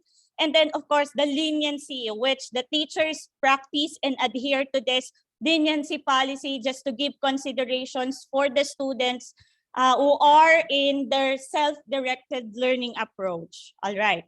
So for SOP2, the differences when it comes to the teaching strategies, comparison of the face-to-face or the traditional and this new learning modality, the modular distance learning. Of course, one, the absence of physical contact, the technology-based teaching and learning, because we cannot really deny the fact that though it is printed module, teachers are using social media accounts, their messenger, in order to connect with their students.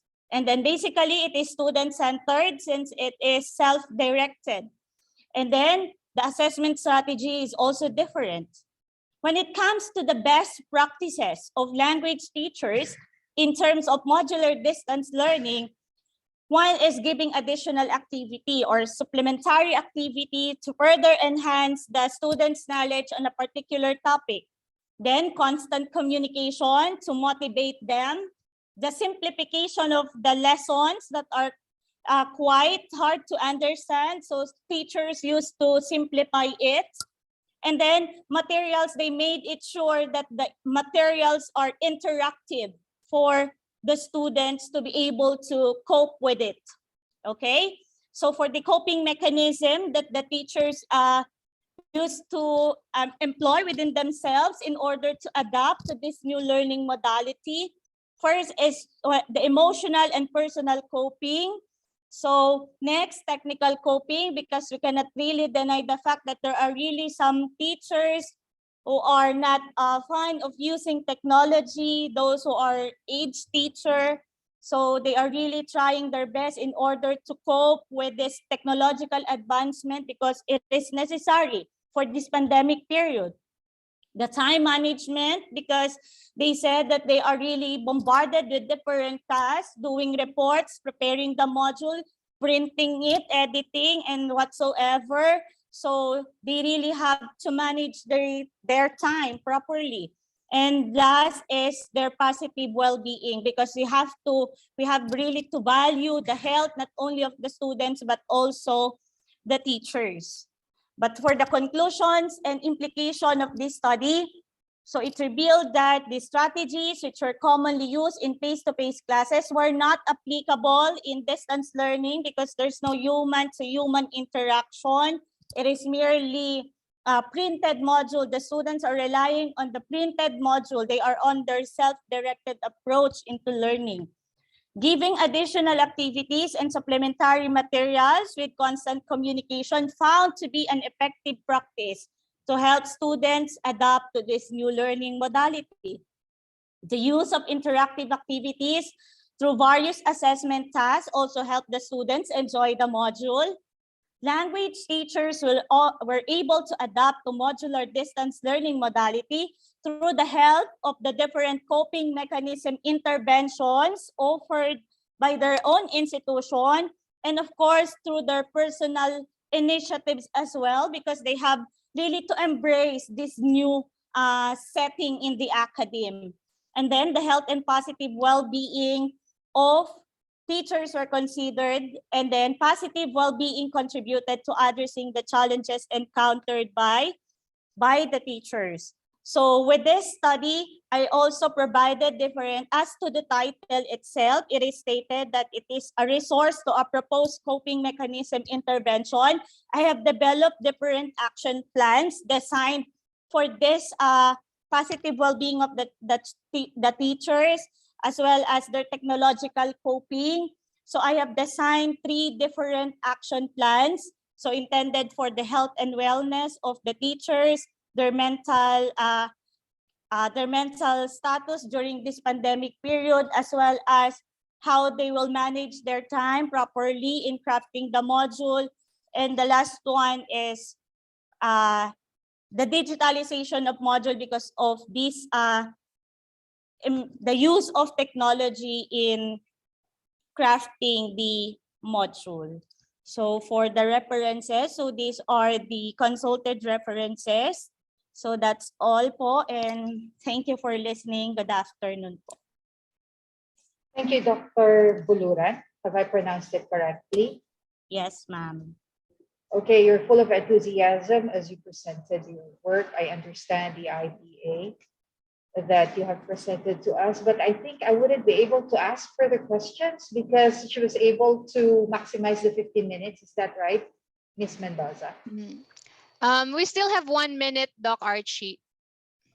Okay, Dr. Buluran, very short, very short.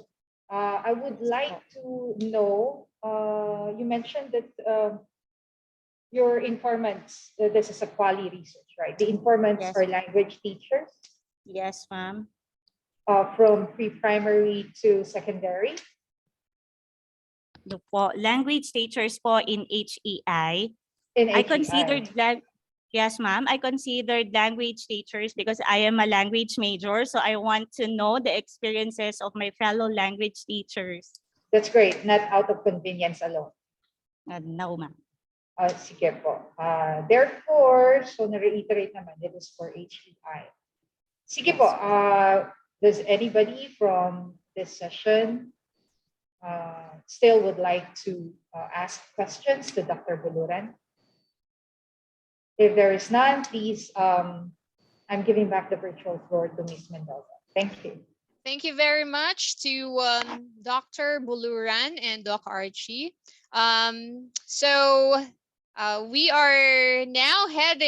We are now halfway through the 9 presenters and presentations.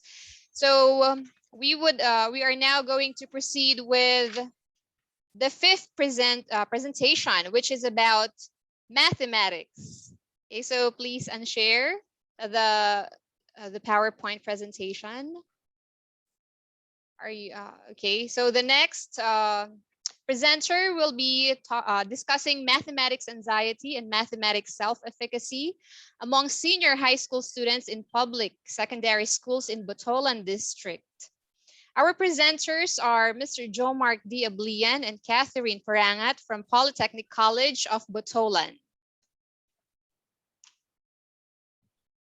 Hello, ma'am. Good afternoon. I cannot share my screen. Doc Buluran, is it okay if we ask you to please unshare your presentation?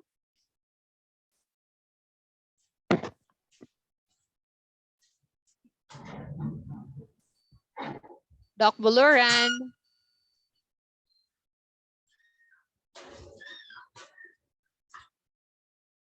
Doc Buluran, are you there?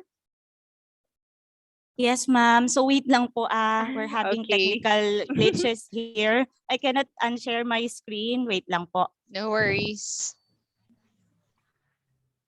Stop video, I guess. Okay na po ba, ma'am? It's still there. It's still on the screen. Okay. How can I? Dr. Buluran, if I may, if you cannot stop the presentation, please leave the meeting and then come back. Okay, ma'am. Okay, thank you. Okay, ma'am. So, asan ba ang leave? Cannot see the leave Leave button room. also. I do believe it's on the lower right corner of your screen. It's a blue button.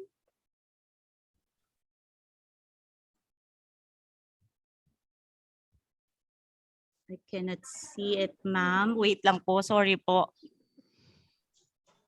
Where? Ma'am, stop share. Ayan, ma'am. There. Congratulations. Thank you very Sige much. po. Thank you po. Sorry po. That's all right. So we will now proceed with our fifth presenter, Mr. Jomark D. Ablian. Okay, the virtual floor is now yours.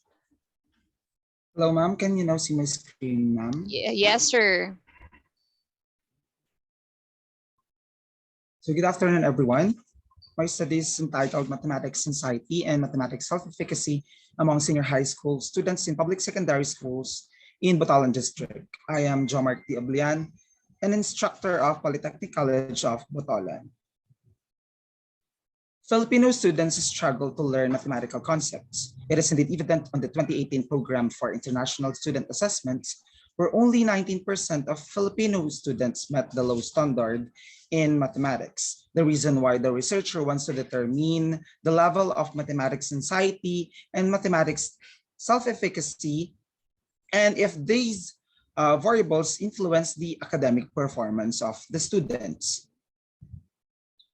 The study aimed to determine the level of mathematics anxiety and mathematics self-efficacy related to mathematics performance of grade 11 senior high school students in Batalan District during academic year 2020 to 2021. Specifically, it sought to answer these questions: the profile of the students as to age, sex, strand, and school, the level of academic performance of the students in general mathematics, the level of mathematics anxiety in terms of appraisal, arousal, face expression, and action tendencies,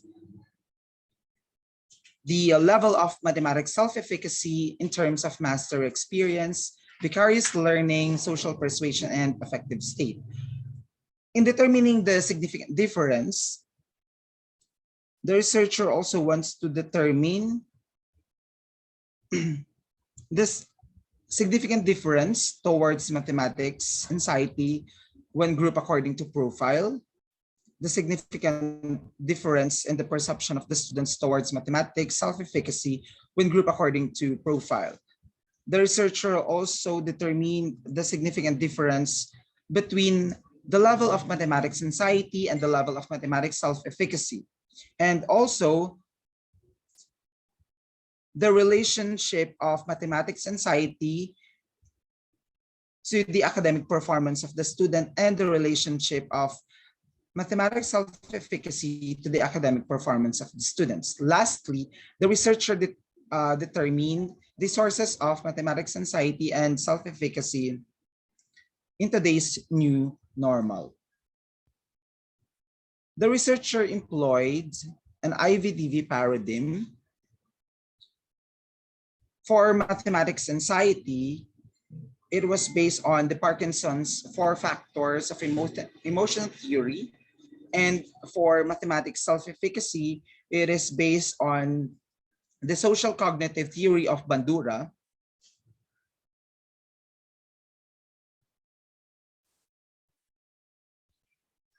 The research is descriptive and quantitative in analysis.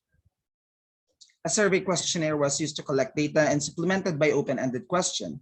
The instrument was based on Romel's study entitled Malaysian School Students Math Anxiety, Application of RASC Analysis. And for mathematics self-efficacy, it was based on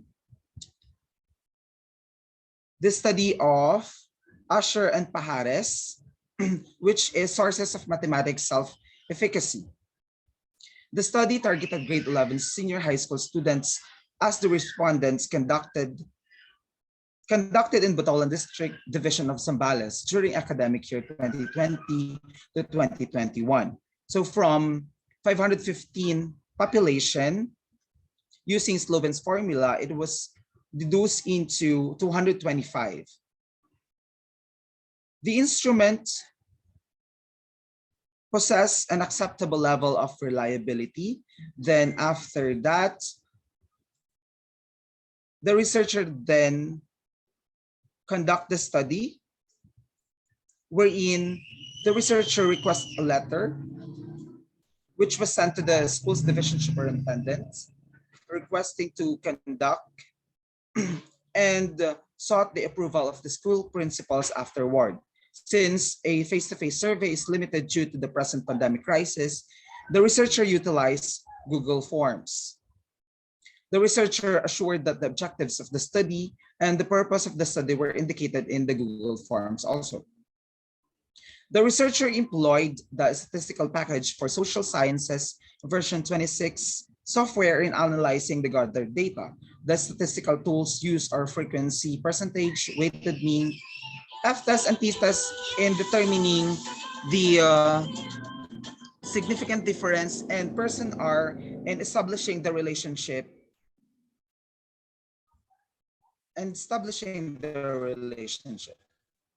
For their results, the respondents are female students who belong to young adults and are enrolled in grade 11 in public senior high school students in Botolan District. The students demonstrate a proficient level in general mathematics. For mathematics anxiety, the grand mean was 2.56 with a qualitative rating of agree. The results suggest that appraisal was the most significant predictor of mathematics anxiety for this entire sample. For mathematics self-efficacy, the grand mean was 2.84 with a qualitative rating of agree. The results suggest that vicarious learning is the most significant predictor of mathematics anxiety. It is now then that the level of mathematics anxiety and the level of mathematics self-efficacy of the students is highly positive.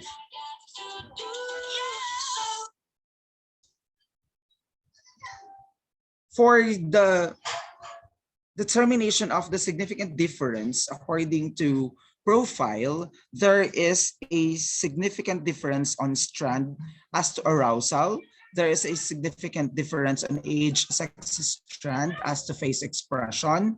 And there is a significant difference on school as to action tendencies. For mathematics self-efficacy, there is a significant difference on age as to master experience. There is a significant difference on age and sex as to vicarious learning. And there is a significant difference on age, sex, and school as to affective state. There is a significant difference also on the level of mathematics anxiety and mathematics self-efficacy of the student. For the relationship, there is a negative relation between mathematics anxiety and academic performance, yet the person correlation result is negative 0.198, which is a negligible relationship. And on the other hand, mathematics self-efficacy is a significant predictor of academic performance.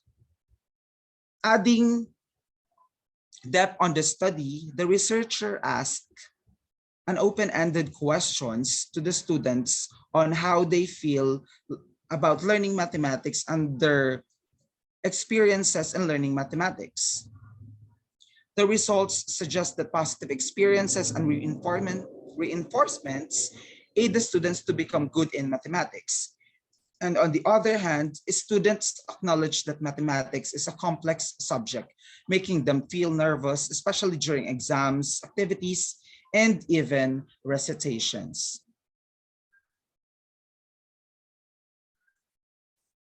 These are the conclusions. The female students who belong to young adults are enrolled in grade 11 in public senior high school in the Botolan district. The students demonstrate proficient level in general mathematics. The perceived level for mathematics anxiety and mathematics self-efficacy is highly positive. Students stated that they feel nervous when learning mathematics and that they acknowledge their lack of skills and knowledge in solving mathematics problem.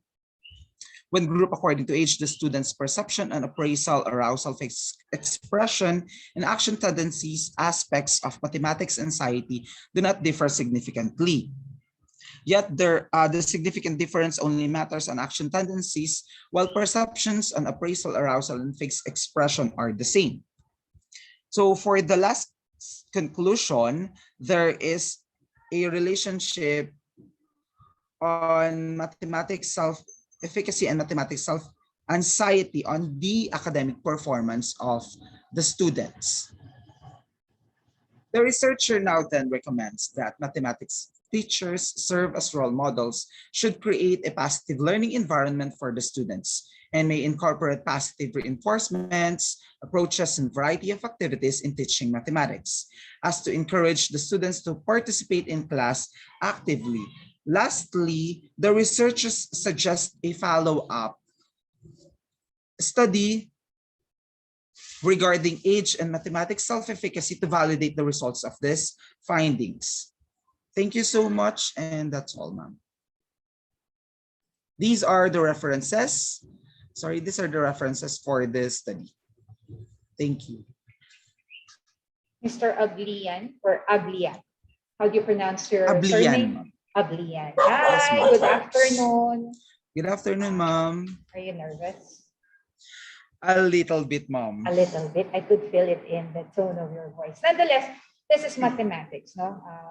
And I'm quite interested, but actually this is one of my water rules. I would just like to ask, because I saw the teacher-related factor, one that was shown also in one of the slides, no? Then under implication and application, that's the foremost thing that you have mentioned, the teacher should be role models.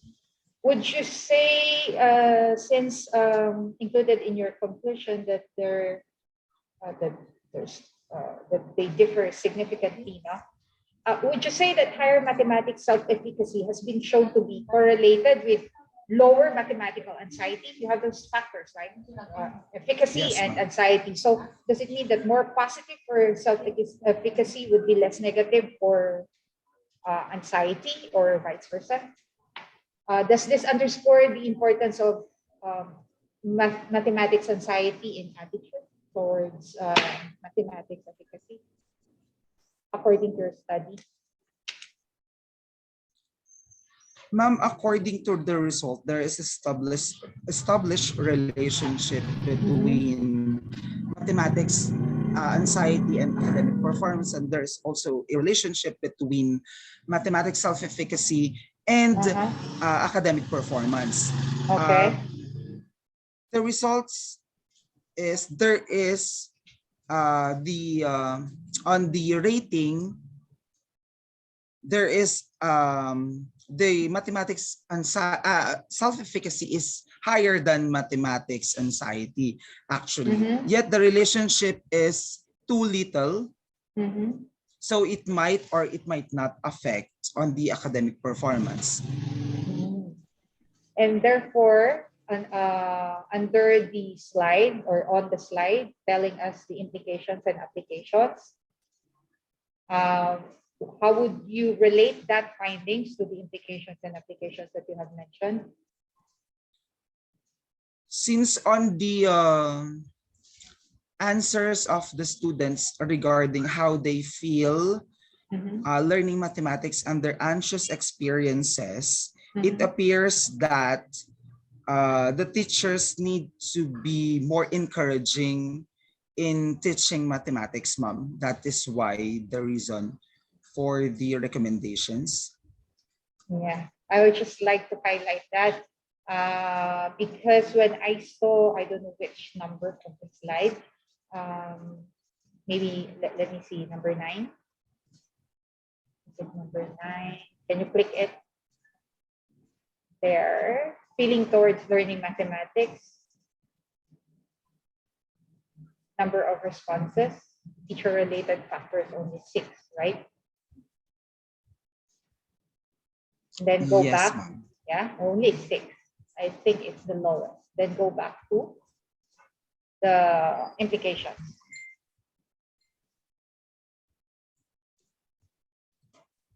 There, mathematics teachers serve as a role model. As role model should create a positive learning environment for the students. That's just for me. With given implications and applications with the lowest on your slide, that's just something that I would like to clarify. But we don't have time. Thank you, Mr. Ablian. I hope Thank you you so much, ma'am. just have a second look at it. Okay. I would just like to emphasize on that matter. Going back to you, Ms. Mendoza. All right, thank you very much, Mr. Ablian, for your presentation. We are now going to proceed with our 6th presenter, and it's going to be about pagtataya sa komunikatibong kasanayang pangwika ng mga guro sa Filipino ng Zone 2, to be presented to us by Clarice D. Dragon from Polytechnic College of Botolan.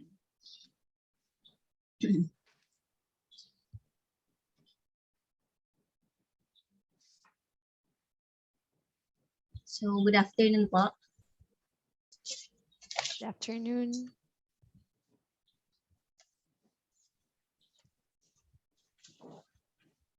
Okay, so narito ang aking pananaliksik, pamagat ng aking pananaliksik, pagtataya sa komunikatibong kasanayang pangwika ng mga guro sa Filipino ng Zone 2.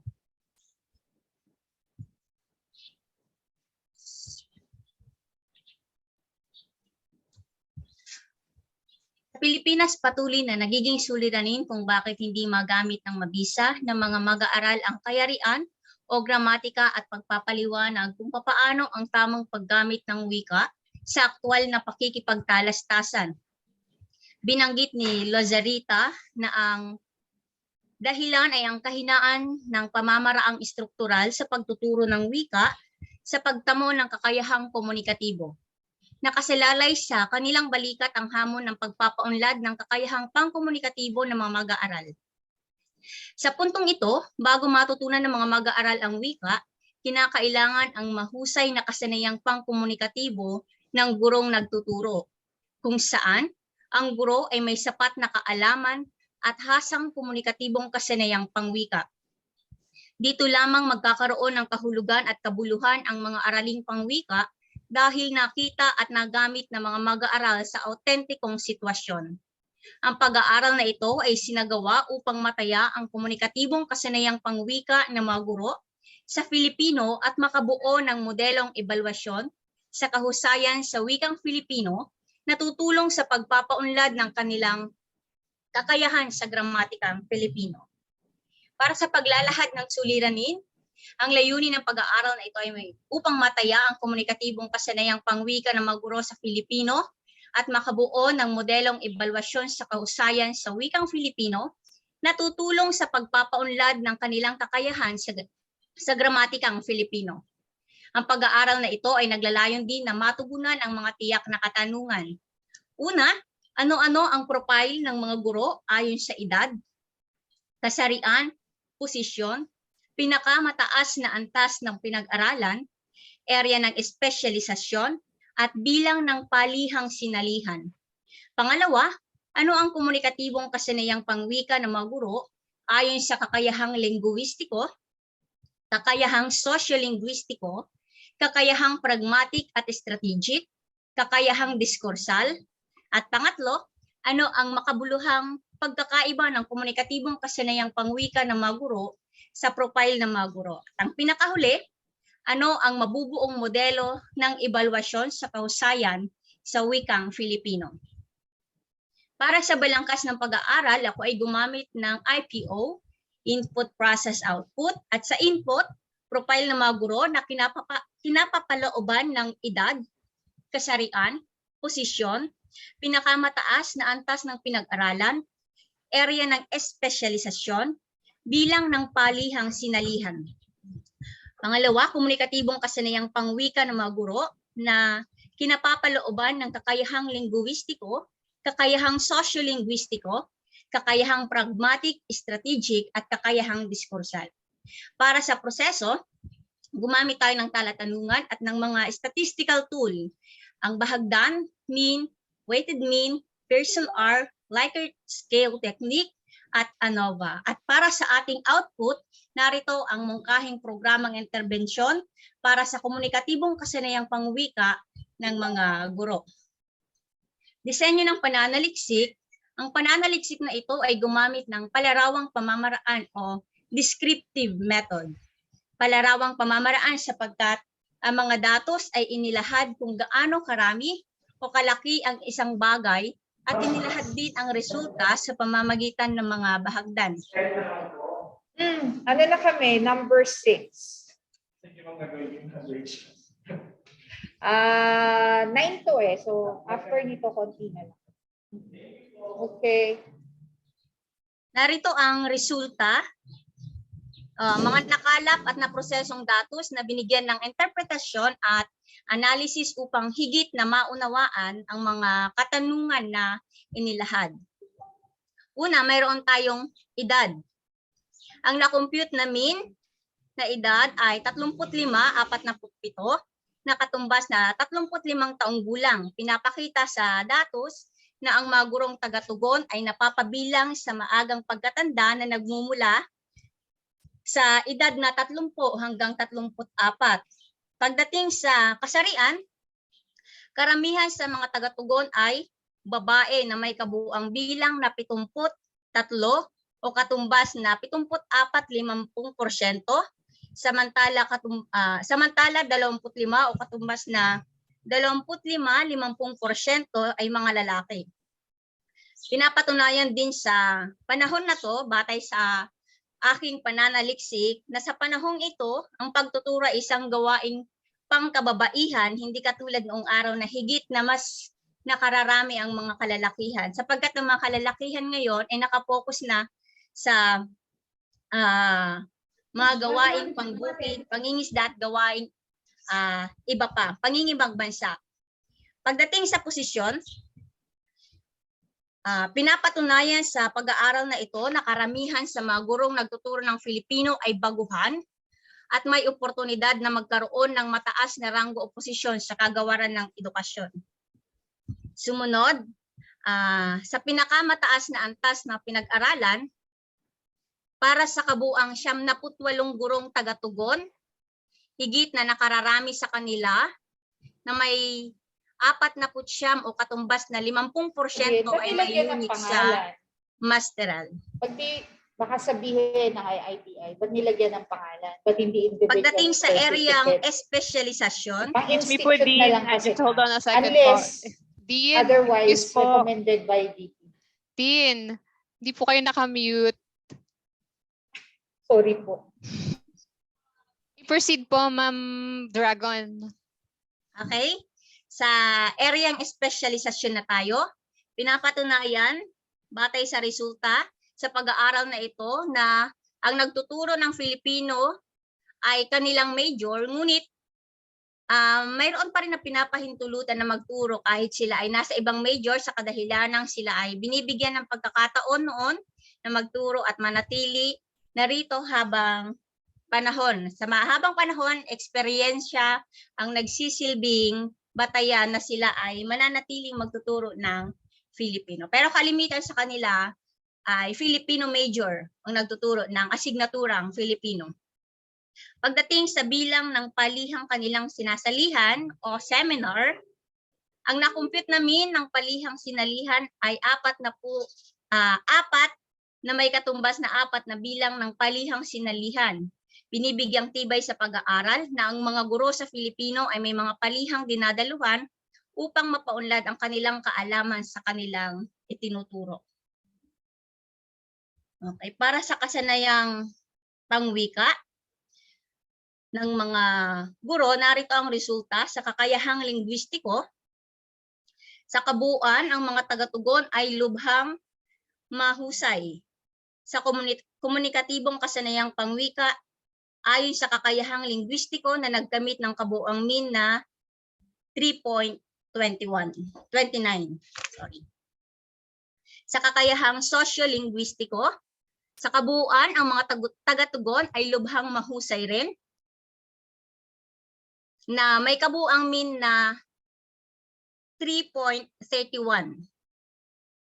Pagdating sa kakayahang pragmatic at strategic, sa kabuuan, ang mga taga-tugon ay nagpapakita rin ng lubhang mahusay sa komunikatibong kasanayang pangwika ayon sa kakayahang pragmatic na nagkamit ng kabuuang mean na 3.30.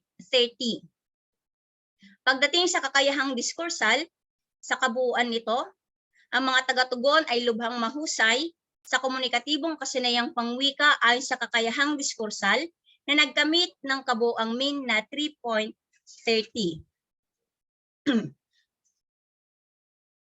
Sa kabuuan ng komunikatibong kasanayang pangwika ng mga guro, ang mga gurong taga-tugon ay lubhang mahusay sa kasanayang pangwika na mayroong mean na 3.30.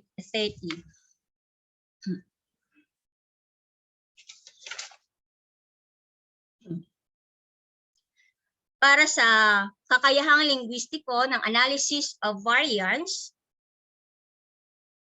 mayroong pagkakaiba sa komunikatibong kasanayang pangwika ng mga guro ukol sa kakayahang linguistiko ayon sa kanilang eryang espesyalisasyon at bilang ng palihang sinasalihan na mas maliit sa batayang 0.05 alpha level of significance. Samantala, walang pagkakaiba sa komunikatibong kasanayang pangwika ng mga guro ukol sa kakayahang linguistiko sa kanilang edad. Pagdating sa kakayahang sosyo-linguistiko, mayroong pagkakaiba sa komunikatibong kasanayang pangwika ng mga guro ukol sa kakayahang sosyo-linguistiko ayon sa kanilang eryang espesyalisasyon na mas maliit sa batayang alpha level of significance.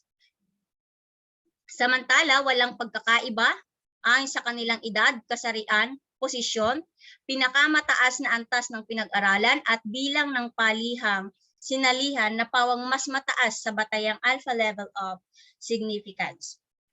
Pagdating sa kakayahang pragmatic at strategic, mayroong pagkakaiba sa komunikatibong kasanayang pangwika ng mga guro ukol sa kakayahang pragmatic at strategic ayon sa kanilang eryang espesyalisasyon na mas maliit sa batayang alpha level of significance. Samantala, walang pagkakaiba sa komunikatibong kasanayang pangwika ng mga guro ukol sa kakayahan at strategic ayon sa kanilang edad, kasarian, posisyon, pinakamataas na antas ng pinag-aralan at bilang ng palihang sinalihan na pawang mas mataas sa batayang alpha level of significance.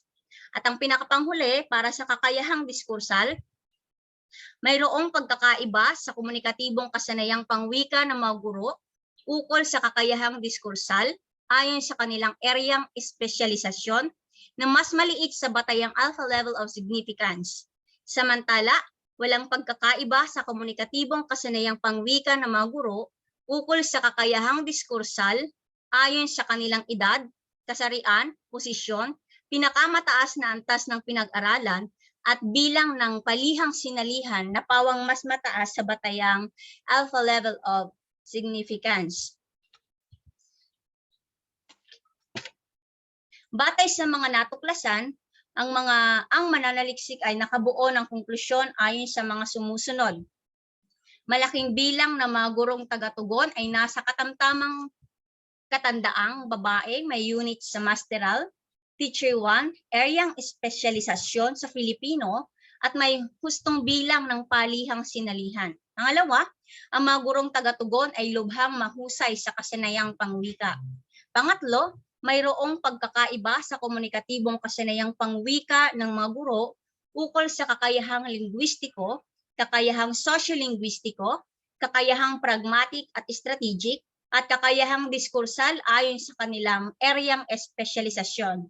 At pang-apat, ang mungkahing programang interbensyon ay ukol sa solusyon para sa komunikatibong kasanayang pangwika ng mga guro. Narito ang aking mungkahing programang interbensyon para sa komunikatibong kasanayang pangwika ng guro ukol sa resulta ng aking isinagawang pananaliksik.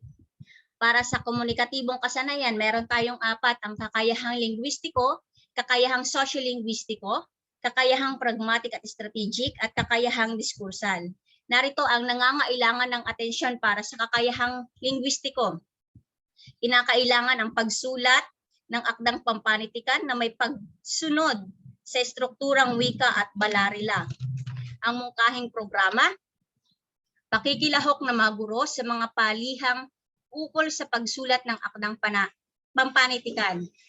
Ang mga nakaatas na personalidad dito ay ang prinsipal ng paaralan at ang kabuang panahon na iukol dito ay ang buong taunang panuruan. Para sa kakayahang sosyo-linguistiko, nangangailangan ng atensyon, sensitibo sa paggamit ng dialekto at variety ng wika sa pagtuturo. Ang mungkahing programa na nararapat dito ay pagbuo ng manual na programa hinggil sa paggamit ng dialektong pangwika.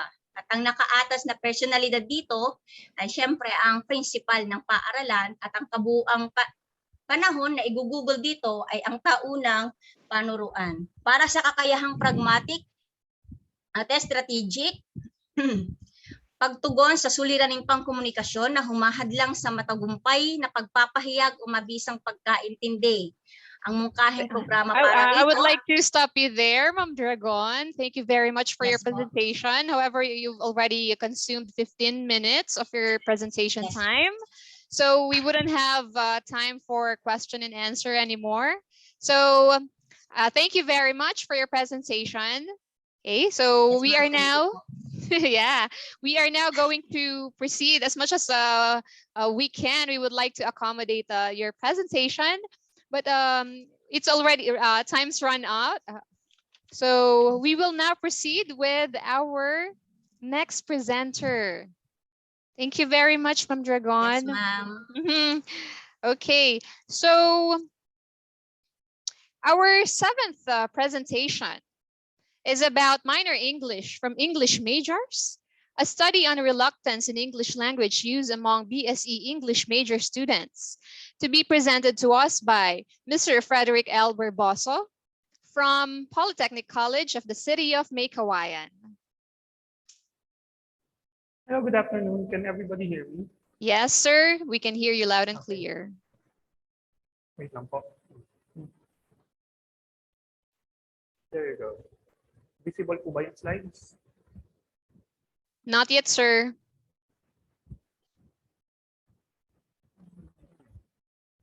Oops.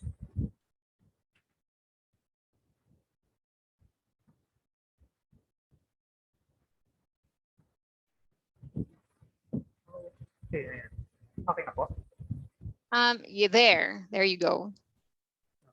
So, good afternoon, everybody. I am Frederick Barboso from Polytechnic College of the City of Maykawayan. My study is titled Minor English from English Majors, a study on reluctance in English language use among BSE English major students. So, for the rationale, English language proficiency, particularly among students planning to become English teachers, is definitely a requirement. However, the decreasing utilization of English language among English major students is becoming more noticeable. With this in consideration, a study was conducted in a local college in Bulacan with the aim to find out the causes of reluctance in using English in class among students enrolled in the Bachelor of Secondary Education major in English. The main problem of the study is, why are BSE English majors reluctant in using English in class? In other words, bakit po yung mga English majors ayaw mag-English? Yeah, it's actually some sort of a silly question when you think about it, but it is something that I have observed. So specifically, the study sought answers to the following questions. First is, how are the respondents' reluctance in English language use impacted by psychological factors such as lack of motivation, anxiety, shyness, lack of confidence, and fear of mistakes? Next, how are the respondents' reluctance in English language use impacted by linguistic factors such as lack of vocabulary, difficulty in grammar, and difficulty in pronunciation? Third one, how are the respondents' reluctance in English language use impacted by socio-cultural factors such as attitude towards teacher and class interaction? Finally, which among the major factors, the psychological, linguistic, and sociocultural one, have considerable impact on the respondents' reluctance in English language use. There's a very simple paradigm here. So we have psychological factors, linguistic, and sociocultural factors, all of which have their own categories. And these are the ones responsible for the reluctance of the English majors students in using English. For the research design, the study used the descriptive method of research involving gathering and tabulation of data and interpretation of its meaning, which includes comparison and contrast, classification, and evaluation. Respondents were 150 Bachelor of Secondary Education major in English students across all years and sections enrolled in the local college in Bulacan for the second semester of academic year 2020 to 2021. The researcher utilized a modified survey questionnaire based from the studies of Nugroho and Wijaya in Indonesia. It was distributed via Google Forms. And also the Likert scale, as seen here, was utilized. Now for the results. So the first figure reveals the comparison of the grand means among the categories under the psychological factor. The top one here is anxiety.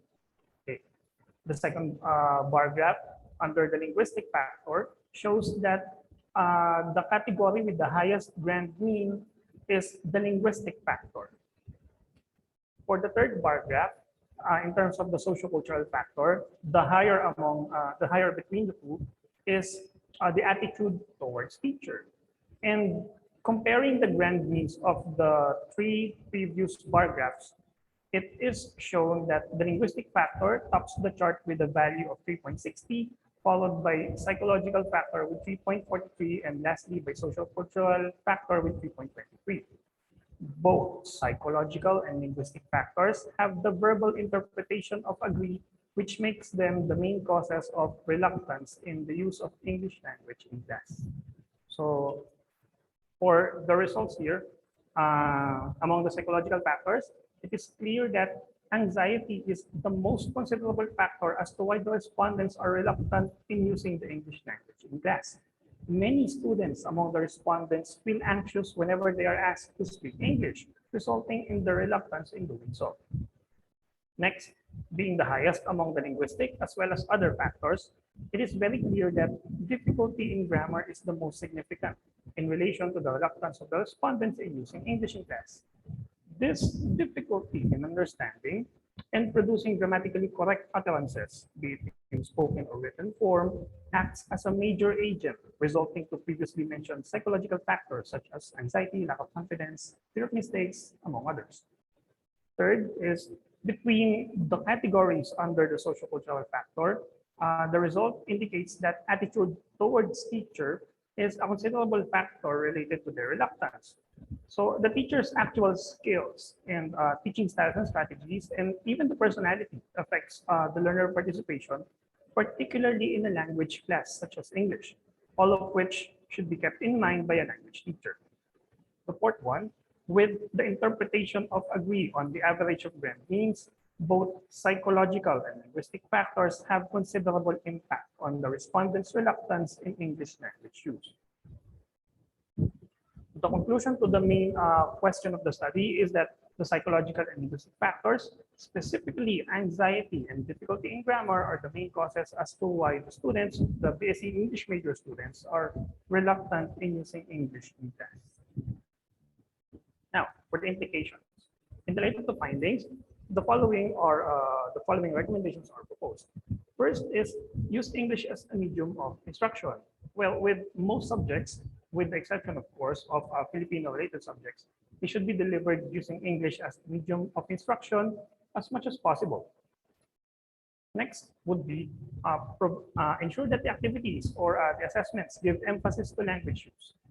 Language teachers, particularly the ones handling subjects focusing on speaking or oral communication, must ensure that the activities and the assessment that they provide emphasize language production.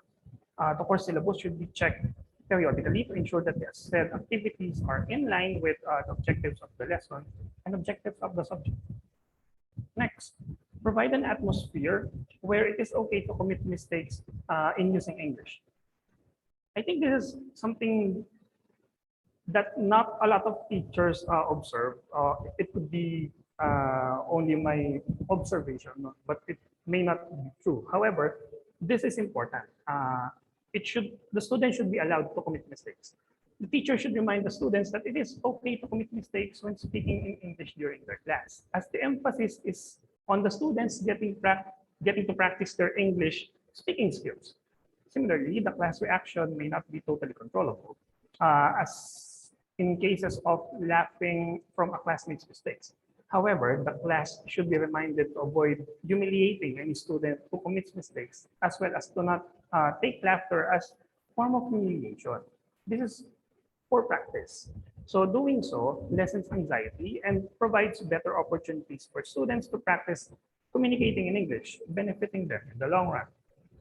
Fourth, students should seek for opportunities on their own to be exposed to and to practice speaking, mainly communicating in English.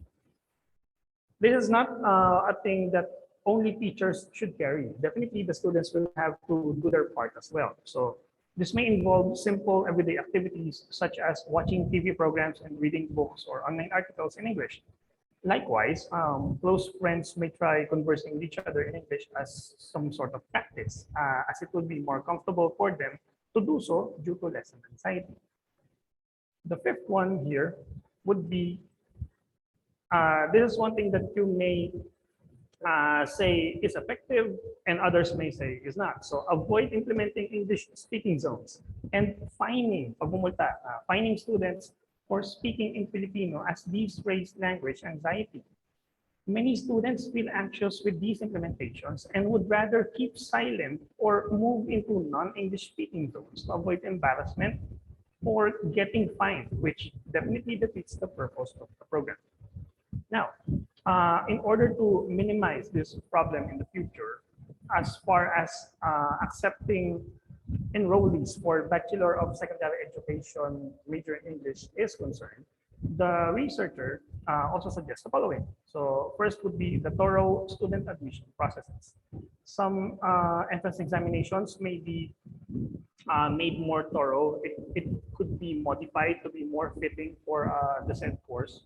Admission examination should be reviewed and revised if necessary. And it is likewise suggested that each course and major has its own separate exam. It depends definitely on the admission office. And also, in line with the examination, a proper interview should be conducted. Interviews are done in many institutions as far as entering college is concerned. And as such, it is one of the ways that we could see if a student is fitting for the course he is enrolling. So definitely with here, someone planning to become an English teacher, the observation would be the interview would be some form of observation for them. And with that, my references. So thank you very much for this opportunity. Mr. Verboso, can you hear me? Yes, po. My apologies a while ago. I didn't know that I was unmuted. Anyway, Mr. Verboso, with the title Minor English for English Majors, a study on reluctance in English language is among BSE English major students. I would like to note that you mentioned a while ago that this study pursued because of the observation that there are reluctancy in speaking in English. Yes, ma'am. Dito sa BSE English major natin. What's your basis?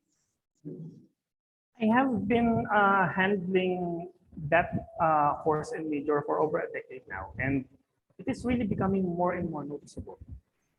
It's my simple observation. That would be the initial basis of this thing. I have been observing about the trend over the years. And was there anybody else who had the same observation? maybe, but I made the paper. Yeah. So you made this study based on the observation that you have experienced with your BSE major in English students. Is that right? Okay, it's quite catchy and actually it's fun listening to the presentation. And I'm asking anybody else from this forum who would like to ask Mr. Verbosa some questions. Verboso, I'm sorry, Verboso, some questions.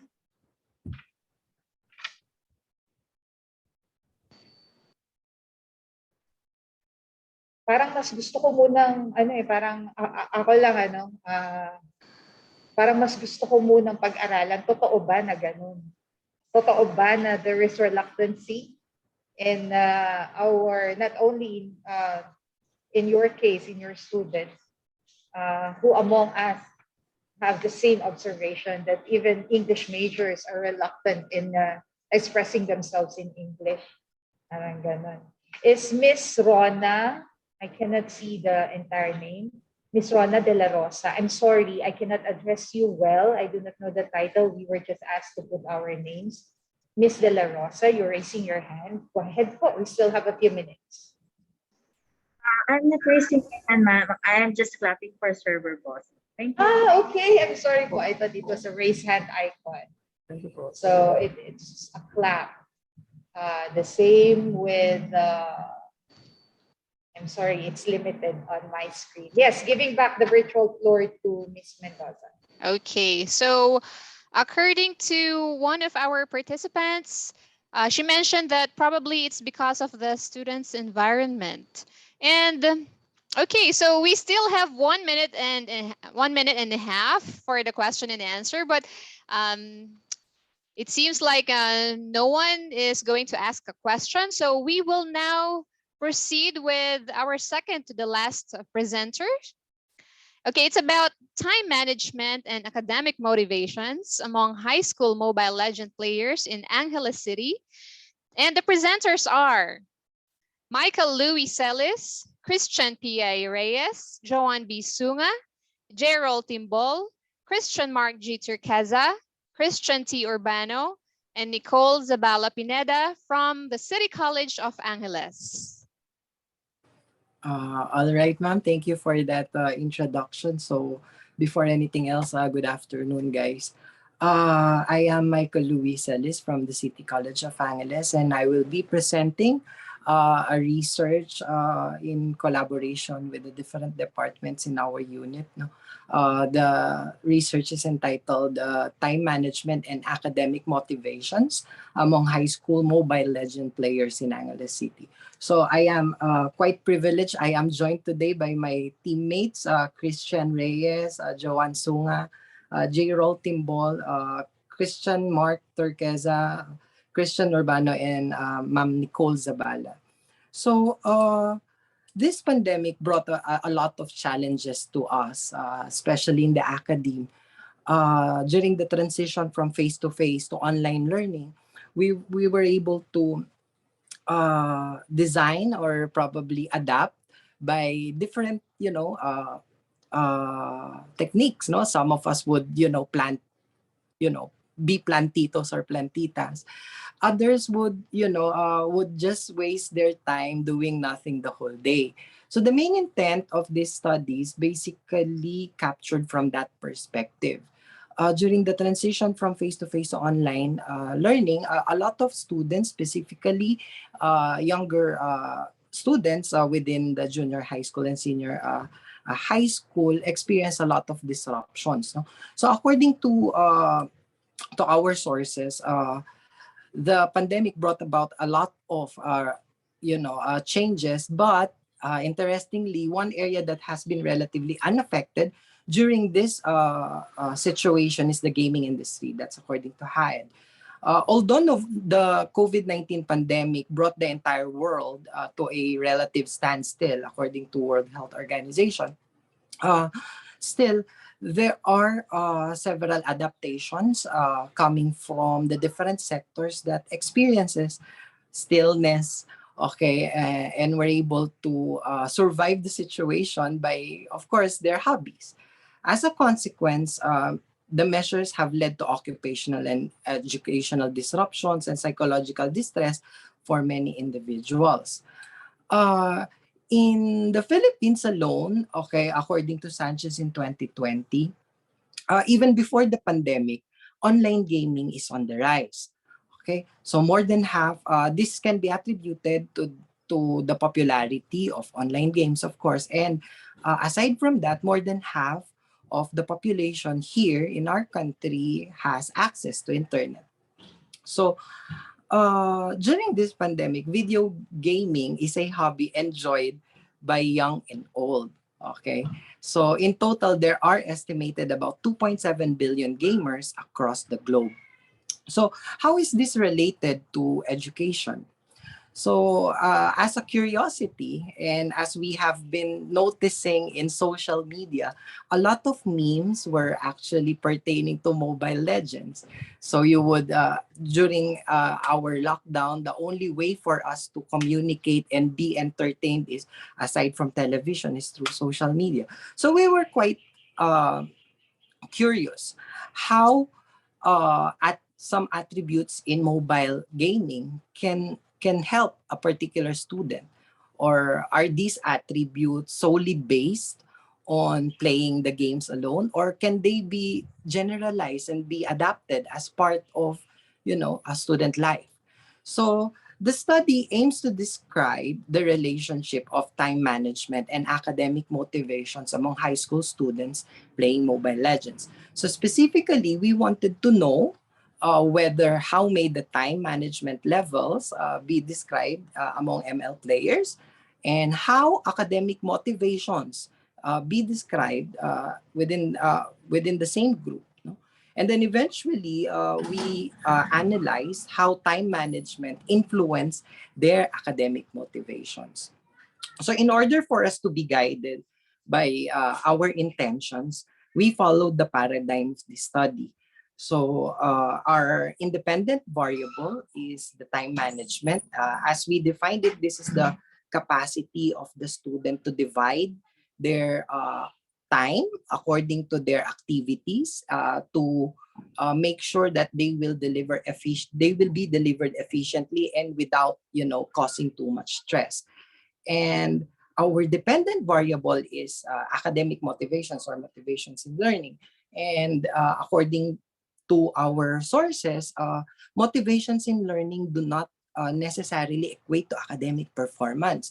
So it primarily depends on the commitment and the goal, or probably we could also assume even the dreams of the students in finishing or particularly accomplishing certain tasks at hand academically.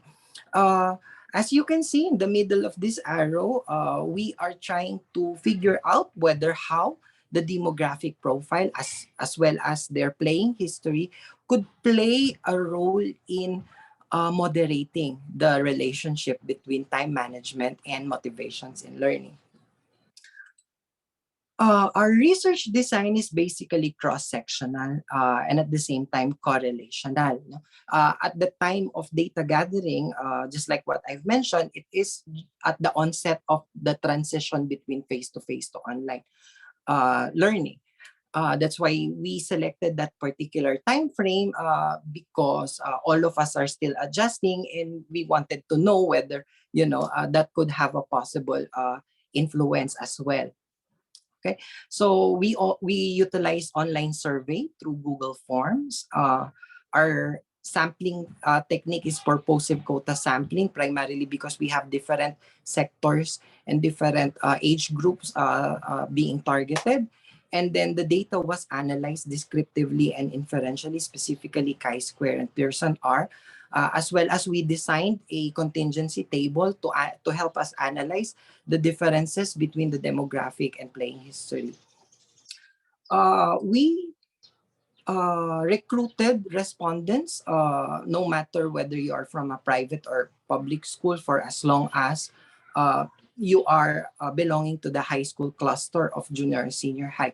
Let me just take note that we also included those with 13 years old up to 17 years old, provided, of course, of their parents are notified and consented.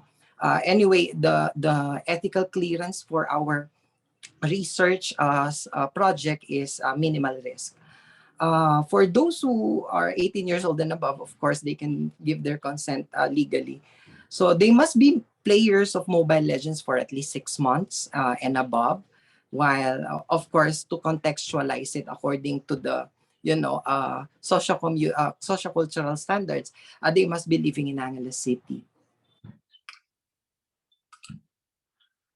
Here is a brief result so that we can, I can discuss to you contextually on the why our results or our conclusions were how they arrived at. No, as you can see, majority of the players in terms of gender are males, and majority of them are in public school. This can be attributed because most of the public schools are in modular. Okay, so they have more time. They have more flexibility in learning. Majority of the respondents, since this is, they were recruited via online, are 18 years old and above, while a selected few are between 12 to 14 and 15 to 17. As for the year level, majority of them are in grade 12. And majority of, in terms of strand for senior high school, majority of them are from the STEM curriculum, while 78 are from junior high school. Initially, our respondents were more than 200. I think it's 230. But we delineated them. We removed those with incomplete responses as well as vague responses. So after data cleaning, we were able to gather 200.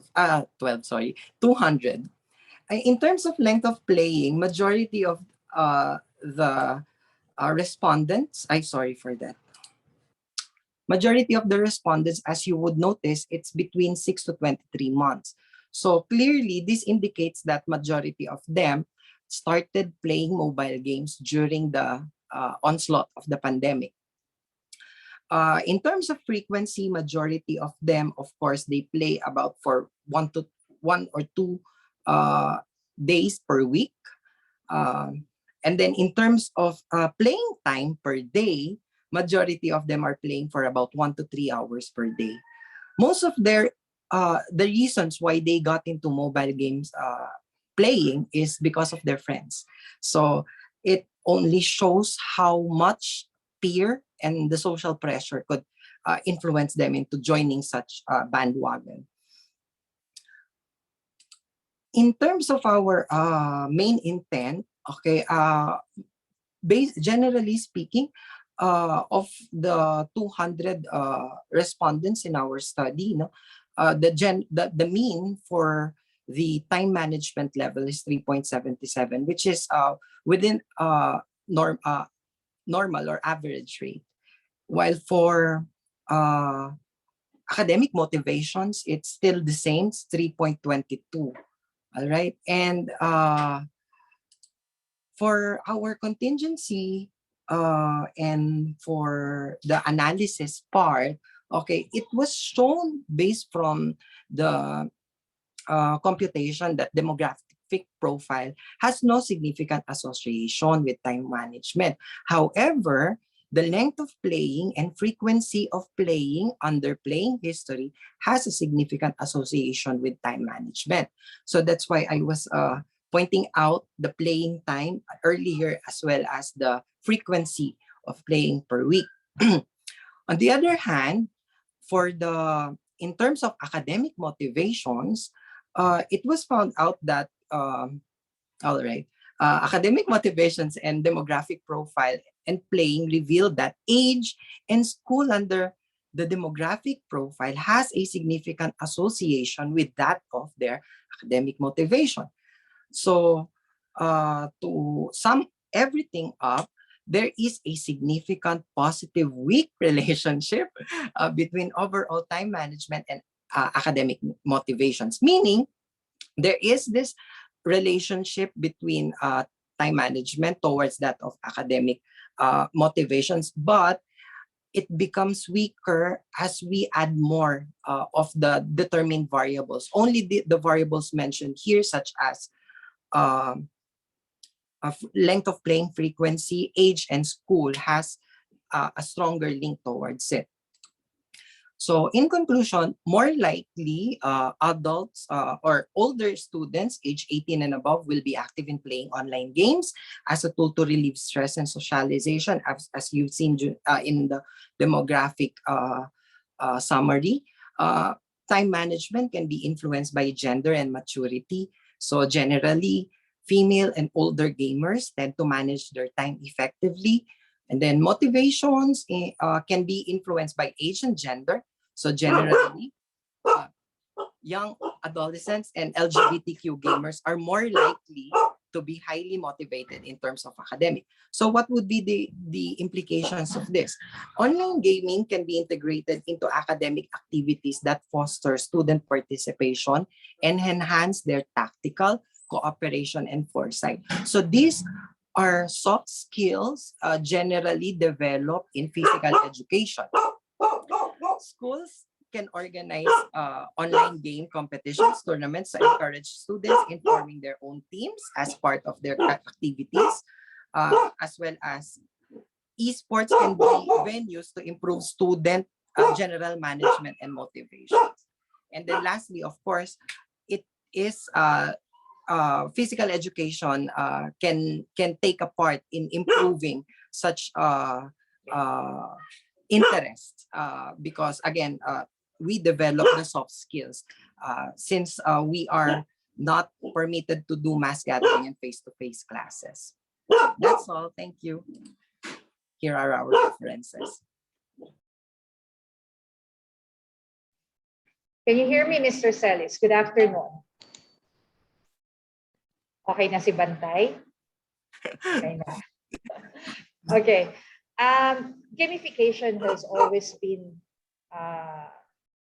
thought of and viewed as big help in motivating children to learn, right? So, question ko lang, why or how did you arrive at choosing respondents with at least 6 months and above? At least 6 months, no? Gaming experience. Ba't di mo sinama yung 3 months? Eh, yun nga yung kainitan, bagong-bago pa lang sila. Why? Yes, ma'am.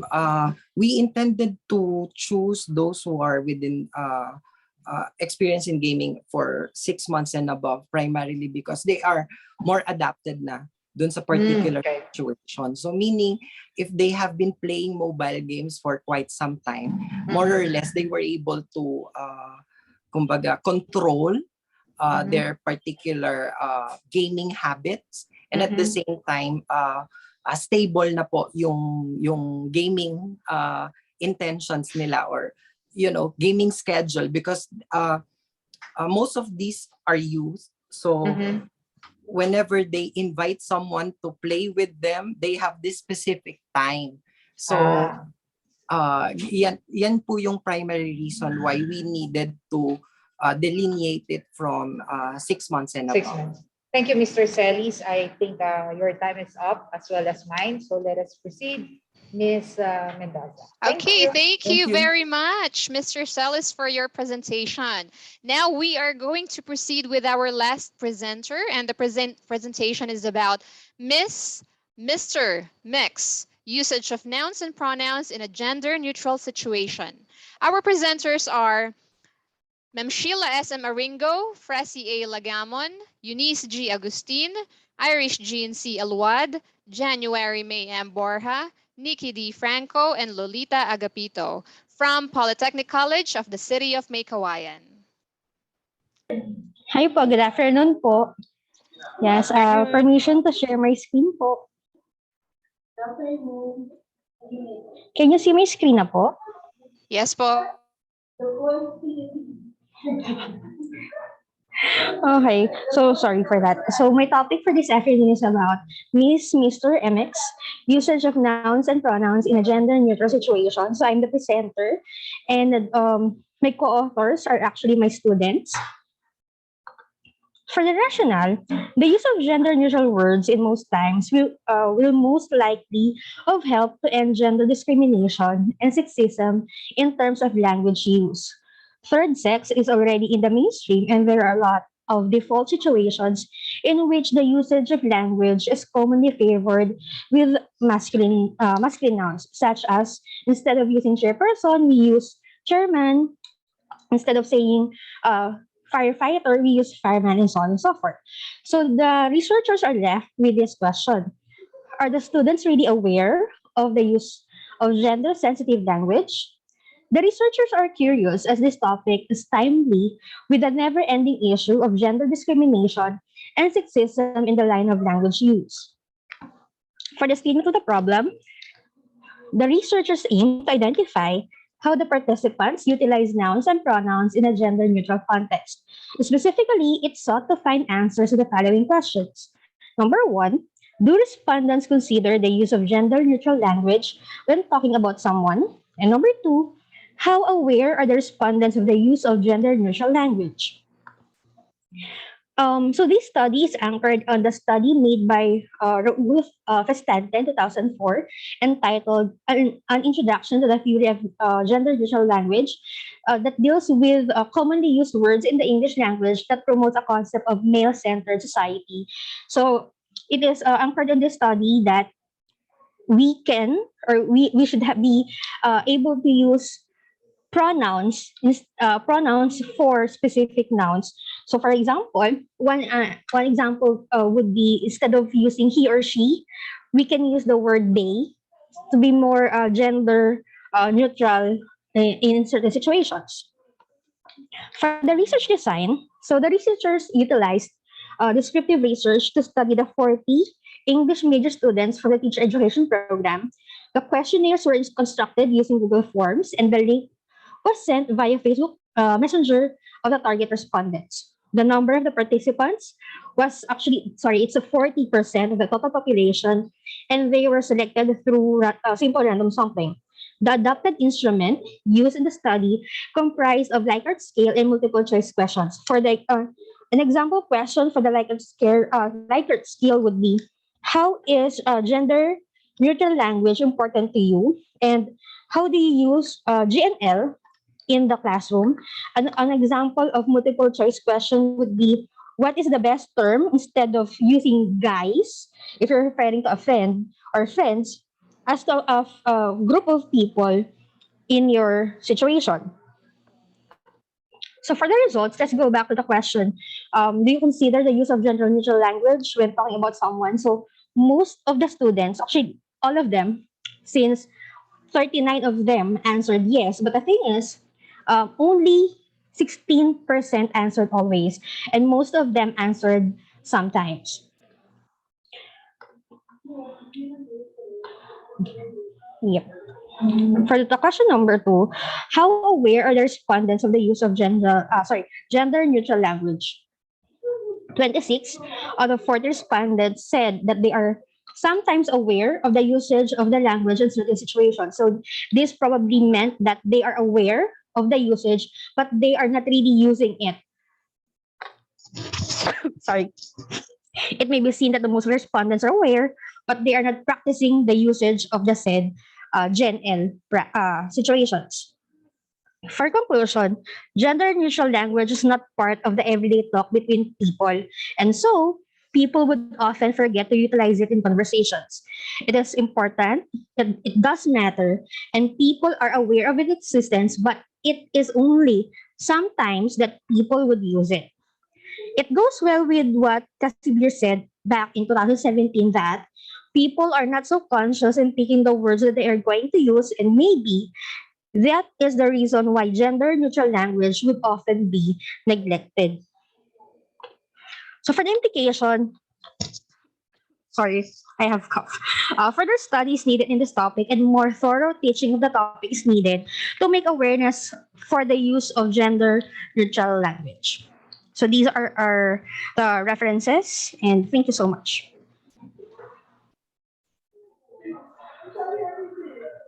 Miss Arino, have I Yes, pronounced that ma'am. correctly? Good afternoon. Hi, how are you doing? I'm fine po. Yes po, sorry. You rest after this, okay? Thank you po. So after listening to you, after doing the study, the implication that you have mentioned in the application is for others, those who are interested to conduct further studies. Actually, probably we could conduct, since this study was conducted during the pandemic, probably there is a hard time for us to get more participants. So we were thinking of what if we have thorough um, data gathering procedure probably, or for further also study for the other researchers po. Okay, I just saw my name. Hold on. I have to rename. Other than viewing or eyeing further studies, with what the initial study has given you as responses or answers or output, can you give us other things than recommending further studies?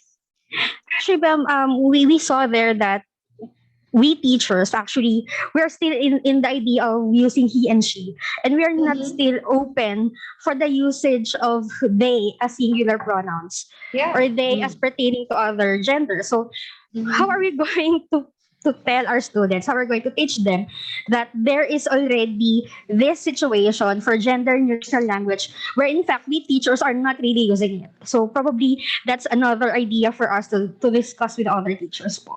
Yes. Okay. So one particular idea would spring to other ideas. Thank Yes you, Miss Arino. Tama po Yes ba po, ako? ma'am. Thank you po. Anybody else from this session who would like to ask a question? The virtual floor is yours again, Ms. Mendoza, to all of you. From the first presenter to the last, God bless everybody. And we really acknowledge your enthusiasm and your courage. Thank you for participating. Ms. Mendoza. Thank you very much, Ma'am Aringo and Doc Archie, for that. So this afternoon is really teeming with a lot of learnings. Thank you very much, and congratulations to all of our presenters for extensively sharing their research findings and sharing their best practices with us as well. Thanks as well to you, to our session chair, Dr. Arcelita J. Gaspar, for giving your inputs and asking questions to the presenters. And for that, we would also like to thank all of the guests who watched and stayed until the end. And also, we are now going to award the certificate to Dr. Arcelita J. Gaspar. Allow me to read the citation. Association of Local Colleges and Universities, ALCU Region 3 Research Council, in partnership with Baliwag Polytechnic College, Certificate of Recognition is awarded to Dr. Arcelita J. Gaspar for serving as a session chair on Teacher Education Parallel Session during the 3rd ALCU Region 3 Faculty Research Conference with the theme Fostering Professional Learning Community of Local Colleges and Universities Through Research and Innovation, held on December 2, 2021 via Zoom teleconference, given the 2nd day of December 2021, signed by Dr. Ida S. Ramos, the conference chair, and Dr. Emeterio L. Tiburcio, the college president. Again, thank you very much, Dr. Gaspar, for being the session chair, and congratulations as well to the rest of the participants. Do you have any message for us, Dr. Gaspar? Glory has always been God's, and we are instruments of making this world a better place. Let's not stop. Let's continue researching and let's help one another. Maraming salamat sa ALCU, mabuhay at mabuhay ang Baliwag Polytechnic College. Mr. Manalastas, thank you so much. And to our ever beautiful from inside out hostess for this afternoon, Miss Milette Mendoza. Thank you, everybody. Thank you very much. So before we end the parallel session, I would it's already 4:15 p.m. So the parallel session is over. We can now go back to the main room to wait and witness a cultural presentation from the BTech Performing Arts Society, after which will be followed by the closing program and the closing remarks. I think, ma'am, there's a request if we can have an obligatory snapshot. Oh, sure. Let me just unshare my screen here. Thank you, Ma'am Millet, for Stop sharing. facilitating our session. Okay, so thank you for being with us, Sir Jared Manalastas. So there are 2 pages. We are on the first page. Everybody's, please turn on your cameras. We would like to see your fresh faces. Okay, I hope that everyone will turn on their cameras. So at the count of 3, okay, first page first. 1, 2, 3. Okay, and let me proceed with the second page. Everybody, please turn on your cameras. At the count of 3, 1, 2, 3. All right, thank you very much. Sir Jared Manalastas, do you have anything else to say to us? Okay. I think, ma'am, after 5 minutes, we'll be back in the main room for the cultural presentation. Thank you to all the participants, and we hope to see you soon in a face-to-face event. Thank you. Okay, you're welcome, sir. So let's just wait for 5 minutes until we get back to the main room. Congratulations.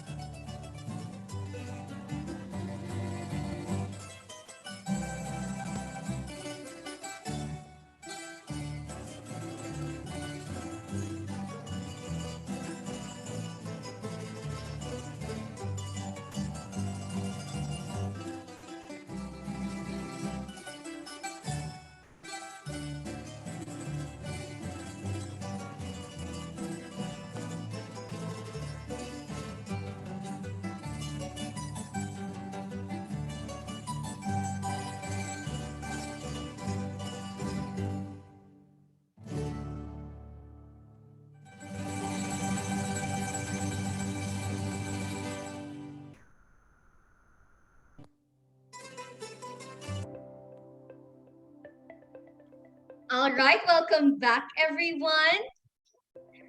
Thank you for patiently waiting. Now, we would like to commend you all for your exemplary participation in this research conference. We couldn't have done it without you. This is a step in the right direction, as Dr. Bulosan said earlier. And to recognize those who really stepped up and set the bar high for us. All right.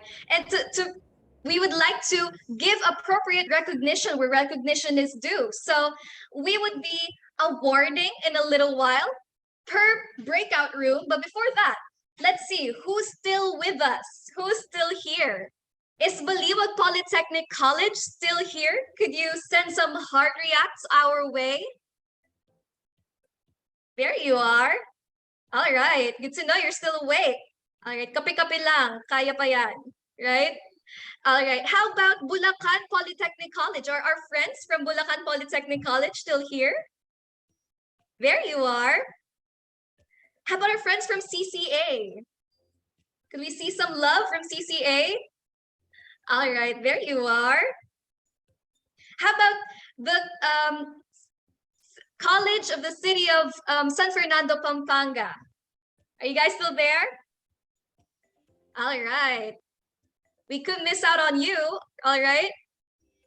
What about our friends from Gordon College? Gordon College, make some noise. There you are. Yeah, you guys did great today. Could we also hear from our friends from NC, Norzagaray College? You there? All right, I see a lot of hearts. Good to know you're still with us. Malayo pa biyahe, right? It's a good thing that's not a concern anymore.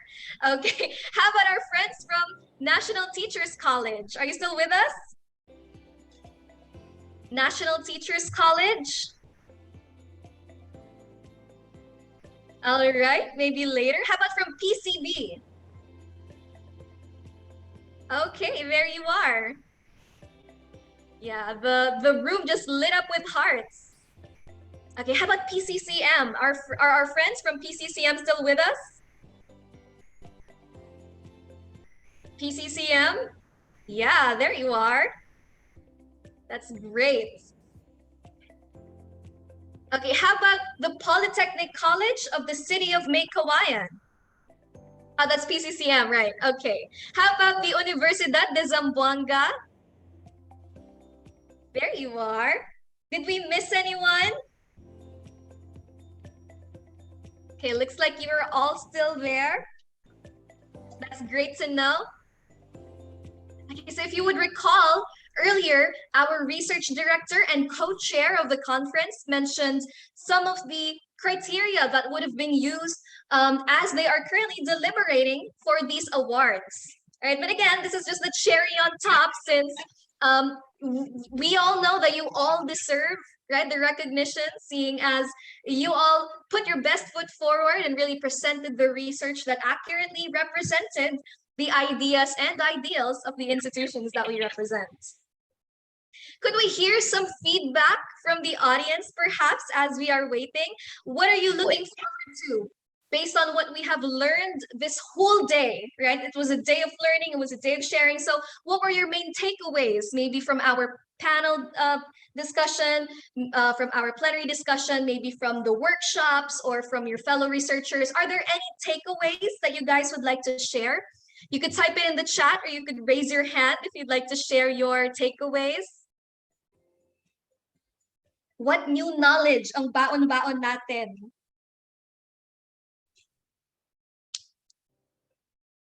Anyone? Ma'am Erminia Evangelista of CCSFP said the importance of collaborative work. That's right. So we hope to see more of you, more of everyone from ALCU Region 3 in the future events, right? Ma'am Irene Mora from PCB says quality over quantity, right?